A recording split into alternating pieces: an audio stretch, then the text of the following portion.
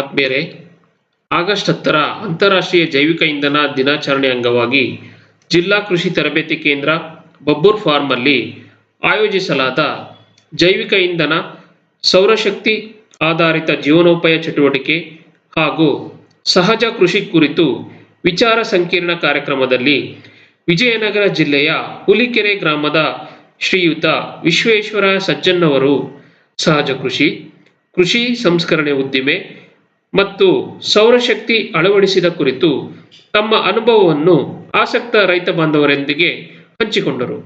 ಶ್ರೀಯುತರ ಕೃಷಿ ಕ್ಷೇತ್ರದಲ್ಲಿ ಮಾಡಿದ ಸಾಧನೆಯನ್ನು ಗುರುತಿಸಿದ ಕರ್ನಾಟಕ ಸರ್ಕಾರ 2019 ಕನ್ನಡ ರಾಜ್ಯೋತ್ಸವ ಪ್ರಶಸ್ತಿ ನೀಡಿ ಗೌರವಿಸಿದೆ. ಬನ್ನಿ ಸಜ್ಜನ್ ಅವರ ಅನುಭವದ ಮಾತನ್ನು ಆಲಿಸೋಣ. ಸೂರ್ಯನ ಶಕ್ತಿ ಸಮೃದ್ಧಿಯಾಗಿದೆ, ಗಾಳಿಯ ಶಕ್ತಿ ಸಮೃದ್ಧಿಯಾಗಿದೆ, ಭೂಮಿನೂ ಪರಂಪರೆಯಿಂದ ಬಂದಿದ್ದೇ ಆಗಿದೆ, ಹೌದಲ್ಲ? ಎಲ್ಲವೂ ಸಮೃದ್ಧಿ ಇದಾವೆ. ಮಳೆ ಮಾತ್ರ ನಮಗೆ ಕೊರತೆ ಇದೆ ಅಂತ ಮಾತನಾಡುತ್ತೇವೆ, ಕೊರತೆ ಇಲ್ಲ. ನಮ್ಮ ಪ್ರದೇಶಕ್ಕೆ ನೂರಾರು ವರ್ಷಗಳ ಮಳೆಯ ಮಾಪನದ ಆಧಾರವನ್ನು ತೆಗೆದುಕೊಂಡ್ರೆ ಎಷ್ಟೆಷ್ಟು ಬರಬೇಕು, ಸ್ವಲ್ಪ ಆಚೆ ಈಚೆ ಆಗುತ್ತೆ, ಅಷ್ಟು ಬಂದೇ ಬರ್ತಾ ಇದೆ. ಆ ಮಳೆಯ ಹನಿಗಳನ್ನ ನಾವು ಬಳಕೆ ಮಾಡುವ ಕ್ರಮಗಳನ್ನು ತಿಳಿಯಬೇಕು. ಒಂದು ಮಳೆ, ಮೊದಲನೇ ಮಳೆಯಿಂದ ಹಿಡಿದು ಕೊನೆ ಮಳೆವರೆಗೂ ರೈತ ಈ ವಾಟರ್ ಮ್ಯಾನೇಜ್ಮೆಂಟ್ ಕಲಿಬೇಕು. ವಾಟರ್ ಮ್ಯಾನೇಜ್ಮೆಂಟ್ ಅಂತಂದ್ರೆ ನಾವು ಅಂತರ್ಜಲನ ತಿಳ್ಕೊಂಡ್ಬಿಟ್ವಿ, ಅಂತರ್ಜಲ ಕೊಳ್ಳೆ ಹೊಡೆದು ಬಿಟ್ವಿ. ಮಳೆಯ ಮುತ್ತುಗಳನ್ನು ಸದ್ಬಳಕೆ ಮಾಡುವ ಕಲೆ ನಾವು ರೈತ ಕಲಿಬೇಕಾಗಿತ್ತು. ಈ ರೀತಿ ಮಳೆ ಹಿಡಿದಿಡ್ತಕ್ಕಂಥ ಕೆಲಸ ಮಾಡಿದೆ. ಒಂದು 3 ಎಕರೆಗೆ ಜೀವನವನ ಅಂತ ಮಾಡಿದೆ. 40-50 ಗಿಡಗಳನ್ನ ವಿನ್ಯಾಸ ಮಾಡಿದೆ. ಅವನ್ನ ನೀರಿದ್ದಿಲ್ಲ, ಅದು ಪಂಪ್ ಸೆಟ್ ಇತ್ತು, ಆದ್ರೆ ಒಂದು 50 ಪಟ್ಪನ ನೀರು ಸಿಗವು. ಆ 50 ಪಟ್ಪನ ಒಂದು ಟ್ಯಾಂಕಿಗೆ ಬಸ್ಗಳ್ತಿದ್ದೆ. ಅವನ್ನ ಬೇಸಿಗೆಗೆ ಗಿಡಗಳನ್ನ ಉಳಿಸ್ಲಿಕ್ಕೆ ಬಳಸ್ತಾ ಇದ್ದೆ. ಅದು ಏನಾಯ್ತಂದ್ರೆ ಆ ಪಂಪ್ ಮೋಟ್ರ್ ಅದನ್ನ ಮುಳುಗಿ ಬಿಟ್ಟು ಅದು ಇಲ್ದಂಗೆ ಆಗೋಗ್ಬಿಡ್ತು. ನಮ್ಮ ತಮ್ಮ ಒಂದು ಸ್ವಲ್ಪ ನೀರು ಕೊಟ್ಟಾಗ ಅದನ್ನ ಬಳಸಿ ಅದನ್ನೊಂದು 3 ಎಕರೆಗೆ ಒಂದು ಪ್ಲಾಟ್ ಆಗಿ ಉಳಿಸಿದ್ದೀನಿ. ಅದರಲ್ಲಿ ಅನೇಕ ಜಾತಿ ಗಿಡಗಳ ಸಸಿಗಳಿದಾವೆ. ಅದರಲ್ಲಿ ಒಂದು ಸಸಿ ಬಗ್ಗೆ ಬಹಳ ಹೇಳ್ಬೇಕು ಅಂತ ಇಷ್ಟಪಡ್ತಾ ಇದ್ದೀನಿ. ಅದರಲ್ಲಿ ಬಾಡ್ಬರಿಕ್ ಚೆರಿ ಅಂತ ಒಂದು ಗಿಡ ಬರುತ್ತೆ. ಬಾಡ್ಬರಿಕ್ ಚೆರಿ ಅದು ಈಗ ಈ ಮಳೆಗಾಲಕ್ಕೆ ಇಲ್ಲಿವರೆಗೂ ಈಗ 2 ಬೆಳೆ ಬಂದು ಮುಗಿದೋಗಿದೆ. ಇನ್ನು 2 ಬೆಳೆ ಈ ಮಳೆಗಾಲಕ್ಕೆ ಬರುತ್ತೆ. ಯಾವ್ದಾದ್ರು ಒಂದೇ ಹಂಗಾಮಿನಲ್ಲಿ 3-4 ಬೆಳೆ ಬರೋದು ನಿಮಗೆ ಗೊತ್ತದವ? ಆ ಬೆಳೆ 3-4 ಬೆಳೆ ಮಳೆಗಾಲದ ಅವಧಿಯಲ್ಲೇ ಬಂದು ಹೋಗ್ಬಿಡುತ್ತೆ. ಅದು ಬೆಟ್ಟದ ನೆಲ್ಲಿಗಿಂತ ಜಾಸ್ತಿ, ಅತಿ ಜಾಸ್ತಿ 100% ಸಿ ವಿಟಮಿನ್ ಇದೆ ಹೆಚ್ಚು ಅಂತ ವಿಜ್ಞಾನಿಗಳು ಹೇಳ್ತಾ ಇದ್ದಾರೆ. ಅದು ಬೇರೆ ದೇಶದಿಂದ ನಮ್ಮ ನಾಡಿಗೆ ಕಾಲಿಟ್ಟಿದೆ. ಅದು ಕವಳೆ ಹಣ್ಣು, ಕಾರೆ ಹಣ್ಣಿನ ಜಾತಿ ಗಿಡ. ಮೇನ್ ಅದು ಗಂಡುಗಾರೆ ಅಂತೀವಿ, ಆ ಜಾತಿ ಹೋಲಿಕೆ ಆಗುತ್ತದು. 3-4 ಸಲ ಬಂದು ಹೋಗುತ್ತೆ. ಮೊನ್ನೆ ಫಾರಿನ್ ರಿಟರ್ನ್ ಒಬ್ಬ ಹುಡುಗ, ಕೃಷಿಗೆ ಇಳಿದ ಹುಡುಗ ನನ್ನ ಹತ್ರಕ್ಕೆ ಬಂದ. ಅದನ್ನ ಬಾಡ್ಬರಿಕ್ ಚೆರಿ ಅಂತ ಯಾರು ನನ್ನ ಹತ್ರ ಬಂದದ್ದು ಗುರುತಿಸ್ತಿದ್ದಿಲ್ಲ. ಆ ಮುಂದೆ ನೋಡಿಬಿಟ್ಟು ಬಾಡ್ಬರಿಕ್ ಚೆರಿ ಇಲ್ಲಿದೆಯಲ್ಲ ಅಂತಂದ. ಏನಪ್ಪ ಇದ್ರ ಬಗ್ಗೆ ನಿನಗೇನು ಗೊತ್ತು? ನಾನು ಅಮೆರಿಕದಾಗ ಇದ್ದಾಗ ಇದೊಂದು ಬಾಕ್ಸ್ನ ಅದೆಷ್ಟೋ $1 ಕೊಟ್ಟು ತಗೊಂಡಿದ್ದೀನಿ ಅಂತ. 300 ಗ್ರಾಮ್ ಬಾಡ್ಬರಿಕ್ ಚೆರಿನ ಅದು ಎಷ್ಟೋ ದುಡ್ಡು ಕೊಡ್ತಾನೆ. ಅದನ್ನ ಕನ್ನಡದಾಗೆ ಕಂಪ್ಲೀಟ್ ಅದ್ರ ಟೋಟಲಿ 1 kg ಎಷ್ಟು ಬೆಲೆ ಆಗುತ್ತೆ ಹೇಳಣ್ಣಯ್ಯ ಅಂದೆ ನಾನು. ಇಲ್ಲೇ ಕರೆನ್ಸಿಗೆ ಸುಮಾರು ಅಂತಂದ್ರೆ 3,500-4,000 ಆಗುತ್ತೆ ಅಂತ 1 kg. ಅದೊಂದು ಕಾರೆ ಹಣ್ಣಿನ ಜಾತಿ ಗಿಡ. ಮಳೆಗಾಲಕ್ಕೆ ಬಂದಿದೆ, ಮಳೆಗೆ ಬಂದಿದೆ. ಒಂದು ಸರಿ ಬಿಟ್ರೆ ಒಂದು 10-15 kg ಬಿಡುತ್ತೆ ಒಂದು ಕಂಟಿ ಗಿಡ. ಅದು 3-4 ಸಲ ಬರ್ತಲ್ಲಿ 30-40 kgಗೆ ಹೋಗುತ್ತೆ. ಅದನ್ನು ನಾವು ಅದನ್ನೆಲ್ಲ ಹರಿದು ಬಿಟ್ಟು ಸ್ಕ್ವಾಶ್ ಮಾಡಿಬಿಟ್ಟು ರೂಪಾಂತರ ಮಾಡಿದ್ರೆ 1 ಎಕರೆಗೆ 10 ಲಕ್ಷ ಬೆಲ್ಲಗೆ ಮಾಡಿಬಿಟ್ಟು ನಾವು. ಕೃಷಿಕರು ಜಾಣರಾಗಬೇಕು, ಕೃಷಿಕರು ಬುದ್ಧಿಜೀವಿಗಳಾಗಬೇಕು. ಇದು ಆಗ್ತಾ ಇಲ್ಲ. ನಾವು ಕೃಷಿ ಅಂದ್ರೆ ನಾವೇನು ಅನ್ನ ಕೊಡ್ತಾ ಇದೀವಿ ಸುಮಾರು ಬದುಕ, ಜೊತೆಗೆ ಅದ್ರ ಜೊತೆಗೆ ಆಕ್ಸಿಜನ್ ಉತ್ಪತ್ತಿ ಮಾಡ್ತಾವೆ ನಾವು ಮಾಡ್ತಕ್ಕಂಥ ಬೆಳೆಗಳೆಲ್ಲ. ಆಕ್ಸಿಜನ್ ಅಂದ್ರೆ ಪ್ರಾಣ ತಾನೆ.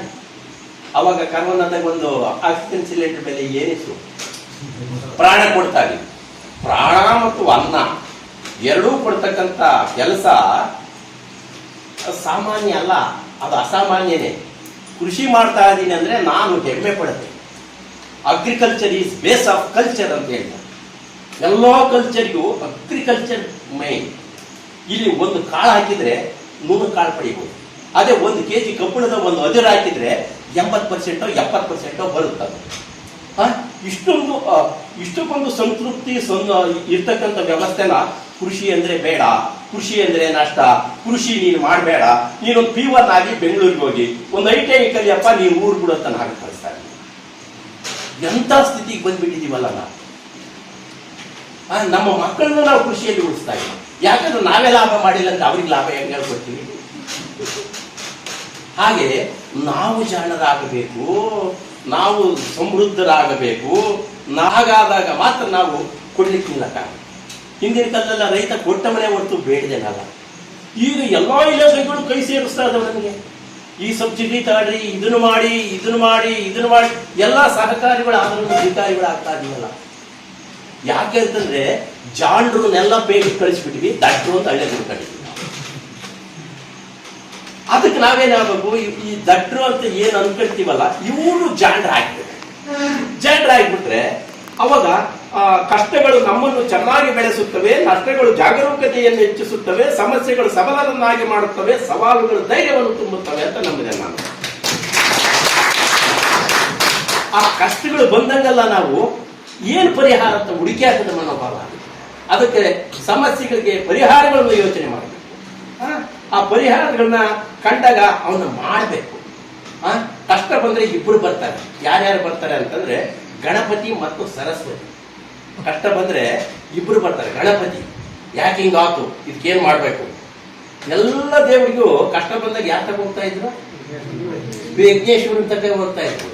ಅವಾಗ ಗಣಪತಿಗೆ ಆಲೋಚನಾ ಶಕ್ತಿ ಜಾಸ್ತಿ. ಇದಕ್ಕೊಂದು ಪರಿಹಾರ ಈಗಿದೆ ಅಂತ ಹೇಳ್ಬಿಡ್ತಾನೆ ಅಷ್ಟೇ, ಅಥವಾ ಸೂತ್ರ ಕೊಟ್ಬಿಡ್ತಾನೆ. ಅದಕ್ಕೆ ಆ ಸೂತ್ರಕ್ಕೆ ರೂಪರೇಷೆಗಳು ಕೊಡೋದು ಯಾರು? ಸರಸ್ವತಿ. ಇವರಿಬ್ರು ಸರಿಗಿದ್ದು ಬಿಟ್ರೆ ಲಕ್ಷ್ಮಿ ಅಯ್ಯಮನೆ ಬಂದ್ಬಿಡ್ತಾರೆ. ಹೌದಾ ಇಲ್ಲ? ಲಕ್ಷ್ಮೀ, ಸರಸ್ವತಿ, ಗಣಪತಿ 3 ಒಂದೇ ಕೊಡದಾಗ ಇಟ್ಕೊಂಡು ಬುದ್ಧಿ ಕೆಸಿ ಬೆಳಗಿದ್ದೆ ಕಾಯಿ ಹೊಡೆದಂತೆ. ಆದ್ರೆ ಇವನ್ನ ಸಾಕ್ಷಾತ್ಕಾರ ಮಾಡ್ಕೊಂಡಿವಾ? ಸಾಕ್ಷಾತ್ಕಾರ ಮಾಡ್ಕೋಬೇಕು. ಅವೆಲ್ಲ ರೂಪಗಳು ನೀವೇ, ಬೇರೆ ಅಲ್ಲ. ವಾಣಿ ಪೆಣ್ಣ ರೂಪಂ ಧರಿಸಿದ ವಸ್ತು ಬಂತು ಅಂತ ಪಂಪ ಹೇಳ್ತಾನೆ. ಹೆಣ್ಣು ಧರಿಸಿದ ವಸ್ತು ಅಲ್ಲ, ಅದು ಜ್ಞಾನ. ಈ ದೇವರುಗಳೆಲ್ಲ ಜ್ಞಾನ. ನಮ್ಮ ದೇಶದ ದೇವರುಗಳೇ ಜ್ಞಾನದ ಸಂಕೇತಗಳು. ಇವು ನಮ್ಮ ಸಿಲೆಬಸ್ನಾಗ, ನಮ್ಮ ಸಬ್ಜೆಕ್ಟ್ನಾಗ ಬರಲೇ ಇಲ್ಲ. ಇದೇ ದೊಡ್ಡದು ಅಂತ ನನಗನ್ಸೋದು. ಇವು ನಮ್ಮ ಸಿಲೆಬಸ್ನಾಗ ಬರಬೇಕಾಗಿತ್ತು. ಈ ವಿಷಯ ಹೆಂಗೆ ಇನ್ನು ಮಾಡೋದು? ಈಗ ನೋಡು, ಓಂ ಶ್ರೀ ಸವಿತ್ರ ಸೂರ್ಯ ನಾರಾಯಣಾಯ ನಮಃ. ನಾರಾಯಣ ಅಂದ್ರೆ ಯಾರು? ಮೇಂಟೆನೆನ್ಸ್. ಹೌದಲ್ಲ? ಸೂರ್ಯನನ್ನೇ ನಾರಾಯಣ ಅಂದ್ಬಿಟ್ಟಿವಿ ನಾವು. ಮೇಂಟೆನೆನ್ಸ್ ಮಾಡಕ್ ಏನ್ ಬೇಕು? ನಮ್ಗೆ ಶಕ್ತಿ ಬೇಕು. ಶಕ್ತಿ ಯಾವುದು? ಸೂರ್ಯ. ನಾರಾಯಣಾಯ ನಮಃ. ಸೃಷ್ಟಿಗೆ ಬ್ರಹ್ಮ ಅಂದ್ವಿ. ಹೌದಾ ಇಲ್ಲ? ಈ ರೀತಿ ನಾವು ಮೇಂಟೆನೆನ್ಸ್ಗೆ ಈ ಸೂರ್ಯ ಶಕ್ತಿ ಅದ್ಭುತ ಶಕ್ತಿ. ಇದನ್ನ ಏನ್ ಮಾಡಿದ್ರು ಮಲೆನಾಡಿದ್ರು ಪೂರ್ಣ ಪ್ರಮಾಣದಲ್ಲಿ ಬಳಕೆ ಮಾಡಕ್ ಕಲೆ ಕಲ್ತ್ಕೊಂಡ್ರು. ನಾವು ಬಯಲಾಡಿನಾಗ ಏನ್ ಮಾಡಿದ್ವಿ? ಬರೀ ಬೆಳೆ ಬೆಳಿಲಿಕ್ಕೆ ಹಿಂಗಾರಿ ಕಡಲೆನ ಒಂದು ಬೆಳೆದ್ವಿ, ಯಾವುದೋ ಒಂದು ಬೆಳೆ ಬೆಳೆದ್ವಿ. ನಾವು ಪ್ರಕೃತಿನ 25% ಉಪಯೋಗ ಮಾಡಿದ್ವಿ. ಇನ್ನು 75% ಏನಾಯ್ತು? ಪ್ರಕೃತಿ ನ್ಯಾಚುರಲ್ ವೇಸ್ಟು. ನಮ್ಗೆಲ್ಲಾ ಶಕ್ತಿ ಇದೆ, ಅದನ್ನು ಸುಮ್ಮನೆ ಕೈ ಬಿಟ್ಟಿವಲ್ಲ. ಇರುವ ಭಾಗ್ಯವ ನೆನೆದು ಬಾರದೆನ್ನುವುದನ್ನು ಬಿಡು. ಅದು ಭಾಗ್ಯ. ಈ ಪಂಚಭೂತಗಳೇ ನಮಗೆ ಭಾಗ್ಯ. ಈ ಭಾಗ್ಯನೆಲ್ಲ ಸುಮ್ಮನೆ ಕೈ ಬಿಟ್ಬಿಟ್ಟಿವಲ್ಲ ನಾವು. ಬರಲ್ಲ, ನನ್ ಬಿಡು. ಹರುಷ ತಗ, ಮನಸ್ಸು ಮಾಡು, ಖುಷಿ ಪಡು, ಇದಕ್ಕೊಂದು ಯೋಜನೆ ರೂಪಿಸು. ನಿನ್ನ ಹೊಲದಾಗ ನೀನೇ ಒಂದು ಸಮೃದ್ಧಿಯಾಗಿ ಸಾವಿರ ಜನಕ್ಕೆ ಶಕ್ತಿ ತುಂಬತಕ್ಕಂಥ ಶಕ್ತಿ ನೀನಾಗ್ತೀಯ ಅಂತ ನಾನು ತಿಳ್ಕೊಂಡ. ಸುಮ್ಮನೆ ಅನ್ಕೋಬೇಡ. ಬಾರದು ಎನ್ನುವುದನ್ನು ಬಿಡು. ಒಳಗೆ ನೀವು ಸಂತೋಷ ಸಮೃದ್ಧಿ ತಗೊಂಡು ಅದನ್ನ ಅಚೀವ್ ಮಾಡುವಂತ ನಾನು ಅಂದ್ಕೊಂಡಿದ್ದು. ಎಲ್ಲ ಬಸ್ನಲ್ಲಿ ನೋಡ್ಕೊಂಡು ಏನಪ್ಪ ಹಿಂಗೈತೆ ನಾನು ಅದನ್ನು ಯೋಚನೆ ಮಾಡಿ ನನಗೆ ಗೊತ್ತಿದ್ದು ನಿಮ್ಮ ಮುಂದೆ ಇದ್ದೀನಿ ಅಷ್ಟೇ. ಈ ರೀತಿ ನಾವು ಈ ಸೂರ್ಯಶಕ್ತಿನ ಪಂಚಭೂತಗಳನ್ನ ಕೃಷಿಯಲ್ಲಿ ಬಳಕೆ ಮಾಡಬೇಕಲ್ಲ. ನಾನು ಹೆಂಗ್ ಮಾಡ್ಬೇಕು ಅಂತ ನನ್ನೊಂದು ಸ್ವಲ್ಪ ಸೌಳು ಭೂಮಿ, ಕಡಲು ಭೂಮಿ ಇದ್ದದ್ದೇ 2 ಎಕರೆ ಭೂಮಿ. ಅದ್ರಾಗ 1/2 ಎಕರೆ ಹೈವೇಗೆ ಹೋಗ್ಬಿಡ್ತು. ಏನಪ್ಪ ಮಾಡೋದು? ನಾನು ಕೃಷಿ ಬೆಳೆ ಮೊದಲಿಗೆ ಒಂದು ಸ್ವಲ್ಪ ಬೆಳೆದಿದ್ದೆ. ಆ ನಂತರ ಹೊಟ್ಟೆ ಬಿಟ್ಟು ಜುಟ್ಟಿಗೆ ಬಂದೆ. ಮಲ್ಲಿಗೆ ಬೆಳೆಗಾರ ನಾನು. ಅಮ್ಮ ನಿಮ್ಮದೇ ಬೆಳೆದರ ಜಾಸ್ತಿ ಮಲ್ಲಿಗೆ ಬೆಳೆ. ಅದ್ರಾಗೆ ಸ್ವಲ್ಪ ಸಮೃದ್ಧನಾದೆ. ಆಮೇಲೆ ಮಕ್ಕಳೆಲ್ಲ ಊರಿಗೆ ಬಡ್ದಂಗೆ ಆತು, ಕಾನೂನುಗಳು ತೊಡಕು, ಮಕ್ಕಳು ಯಾರು ಕಕ್ಕ ಬರ್ತಲ್ಲ ಇವಾಗ. ಅದಕ್ಕಾಗಿ ಆ ಗಿಡಗಳಲ್ಲಿ ಮರದ ಬೆಳೆಗಳನ್ನು ಮಾಡಿ ಇವಾಗ ಏನಾಯ್ತು, ಒಂದು ಕಡೆಗೆ ನೇರಳೆ ಗಿಡ, ಒಂದು ಕಡೆಗೆ ಬೆಟ್ಟದ ನೆಲ್ಲಿ, ಒಂದು ಕಡೆಗೆ ಬೇಲ್ದಣ್ಣಿ ಗಿಡ, ಉಡ್ಡೆ ಆಪಲ್ ಅಂತೀರಿ, ಬೆಳೆಹಣ್ಣು ಅಂತೀರಿ, ನೀವೇನಂತೀರಿ? ಬೆಳವಿನ ಹಣ್ಣು. ಬೆಳವಿನ ಹಣ್ಣಿನ ಗಿಡ ಹಾಕಿಬಿಟ್ಟೆ. ಯಾಕೆ ಬೆಳವಿನ ಹಣ್ಣಿನ ಗಿಡ ಹಾಕಿದೆ ಅಂತಂದ್ರೆ ಅದು ಒಂದು ಕಥೆನೆ. ನಮ್ಮೂರಲ್ಲಿ 1986ರಲ್ಲಿ ಒಂದು ದೊಡ್ಡ ಬರ ಬಂತು. ಹುಲಿ ಕೆರೆ ನಮ್ಮ ಊರು. ಆ ಕೆರೆ ಒಣಗೋತು, ಹಳ್ಳ ಬಚ್ಚೋತು. ಎಲ್ಲ ತೆಂಗಿನ ತೋಟಗಳು ಅವರು ಪಾಂಡ್ರಂಗಾಚಾರ್ಯ ಅಡಿಕೆ ತೋಟ ತೋರಿಸಿದ್ರಲ್ಲಿ ಇನ್ನೂ ಸ್ವಲ್ಪ ಸುಳಿನ ಇದ್ವು. ನಮ್ಮವೆಲ್ಲ ಸೆಂಟ್ಬಿಟ್ಟಿತ್ತು. ತೆಂಗಿನ ಮರಗಳು, ಅಡಿಕೆ ಮರಗಳೆಲ್ಲ, ತೆಂಗಿನ ಮರಗಳೇ ಎಲ್ಲ ಸುತ್ತೋದು. ಅವಾಗ ಹುಣಸೆ ಮರ ಬೇಲದ ಮರ ಉಳಿದಿತ್ತು. ಹುಣಸೆ ಮರ ಬೇಲದ ಮರ ಉಳಿದಿತ್ತು. ನನಗೆ ಹುಣಸೆ ಮರದ ಮೇಲೆ ಹೆಚ್ಚು ಇಷ್ಟ ಬರಲಿಲ್ಲ. ಯಾಕಂದ್ರೆ ಸ್ಕಿಲ್ಲೇ ಬರಬೇಕು ಬಡಿಲಿಕ್ಕೆ, ಕೆಳಗೆ ಆರಿಸಲಿಕ್ಕೆ ಎಣ್ಣಾಡಬೇಕು, ಆ ನಂತರ ತುಂಬಿಕೊಂಡು ಅಂಗಳದಾಗೆ ಒಳಗೆ ಹಾಕಬೇಕು, ಬಳೆ ಬಡಿಬೇಕು, ಆಮೇಲೆ ಕುಟ್ಟಬೇಕು, ಸೋಸಬೇಕು, ಪಿಚ್ಚಿಗೆ ತೆಗಿಬೇಕು, ನಾರು ತೆಗಿಬೇಕು, ಆಮೇಲೆ ಪ್ಯಾಕ್ ಮಾಡಬೇಕು. ಇಷ್ಟೆಲ್ಲ ಕೆಲಸ ಐತೆ. ಅದು ನಮ್ಮ ಟೈಮಿಗೆ ಸರಿಗೆ ಆಗಲ್ಲ. ಈ ಅಯ್ಯಪ್ಪ ದೊಡ್ಡ ಸವಾಸ ಮರ ಮಾಡ್ತಾ ಇದ್ದೆಲ್ಲ, ನಮ್ಮ ಯಜಮಾನರು ಮಾಡಿದ ಮರಗಳಿದ್ವು, ಅದನ್ನೆಲ್ಲ ಅನುಭವಿಸ್ತಾ ಇದ್ದೆಲ್ಲ. ಆಮೇಲೆ ನಮ್ಮೂರಲ್ಲಿ ಬೆಳ್ಳೆಣ್ಣಿನ ಮರ ಇದ್ವು, ಸುಡುಗಾಟ ಬೆಳ್ಳೆ ಒಂದು ಇತ್ತು, ನಮ್ಮ ಪಕ್ಕ ತೋಟದದ್ದು. ಅದು ಬೆಳ್ಳೆಣ್ಣಿನ ತಗೊಂಡು ಬಂದು ಮನೆಗೆ ಇಟ್ಕೊಂಡ್ಬಿಟ್ರೆ ಮುಗಿದೆವು. ಒಂದೇ ಟಚ್, ಇದಕ್ಕೆ 7 ಟಚ್, ಹುಣಸೆಗೆ 7 ಟಚ್ಚು, ಬೇರೆ ಒಂದೇ ಟಚ್ಚು. ಆಮೇಲೆ ಒಂದು ಕಂಪೇರ್ ಸ್ಟಡಿ ಅಂತ ಮಾಡ್ತಾರೆ, ಸ್ವಲ್ಪ ಹೆಚ್ಚಿನ ವಿದ್ಯಾಭ್ಯಾಸದಲ್ಲಿ ಕೌಲನಿಕ ಅಧ್ಯಯನ ಅಂತ ಅಂತಾರೆ. ಅದಕ್ಕೆ ಕಂಪೇರ್ ಸ್ಟಡಿ ಅಂತ ಮಾಡ್ತಾರೆ. ಅವಾಗ ನಮ್ಮ ಏರಿಯಾದ ತೆಂಗಿನಕಾಯಿ ಇಳುವರಿ ಎಷ್ಟು ಅಂತ ಯಾವುದೋ ಪುಸ್ತಕ ನೋಡಿದಾಗ 85ರಿಂದ 100 ತೆಂಗಿನಕಾಯಿ ಇಳುವರಿ ಇತ್ತು. 85 ಇತ್ತು. ಅವತ್ತಿನ ಬೆಲೆ 50 ಪೈಸಕ್ಕೊಂದು ತೆಂಗಿನಕಾಯಿ. 50 ಪೈಸೆ ಇಂಟು 80 45 ರೂಪಾಯಿ ನನಗೆ ಒಂದು ಮರದಿಂದ ಆದಾಯ ಬರ್ತಾ ಇತ್ತು. ಇದು 45 ರೂಪಾಯಿ. ಅದೇ ಒಂದು ಬೇಲದ ಹಣ್ಣಿನ ಮರ ನೋಡಿ ಎಷ್ಟು ಹಣ್ಣು ಬಿಟ್ಟಿದ್ದಾವೆ. ಬೇಲದ ಹಣ್ಣು ನೋಡಿದ್ರೆ 5 ಪೈಸಕ್ಕೊಂದು ಇತ್ತು. 5 ಪೈಸಕ್ಕೊಂದ್ರಂತೆ ಬೇಲದ ಹಣ್ಣನ್ನ ಲೆಕ್ಕ ಹಾಕಿದೆ. ಈ ಕಡೆ ತೆಂಗಿನಕಾಯಿನ ಲೆಕ್ಕ ಹಾಕಿದೆ. ಈ ಲೆಕ್ಕ ಹಾಕಿದಾಗ ಏನಾಗ್ಬಿಟ್ಟು, ಬೇಲದ ಹಣ್ಣು ತೆಂಗಿನವರೆಗಿಂತ ಎಷ್ಟೋ ಪಟ್ಟು ಜಾಸ್ತಿ ಅಲ್ಲ ಅಂತ ನನಗೆ ಗೊತ್ತಾಗ್ಬಿಟ್ಟು. ಕನಸು ಕಟ್ಟಬೇಕು. ಕನಸುಗಾರರು ಯಾಕಂತಂದ್ರೆ ನೀವೇನೇ ಹೇಳ್ತೀರಿ, ರವಿಚಂದ್ರನ್ ಅಂತೀರಿ, ನೀವೇ ಅಂತೀರಿ.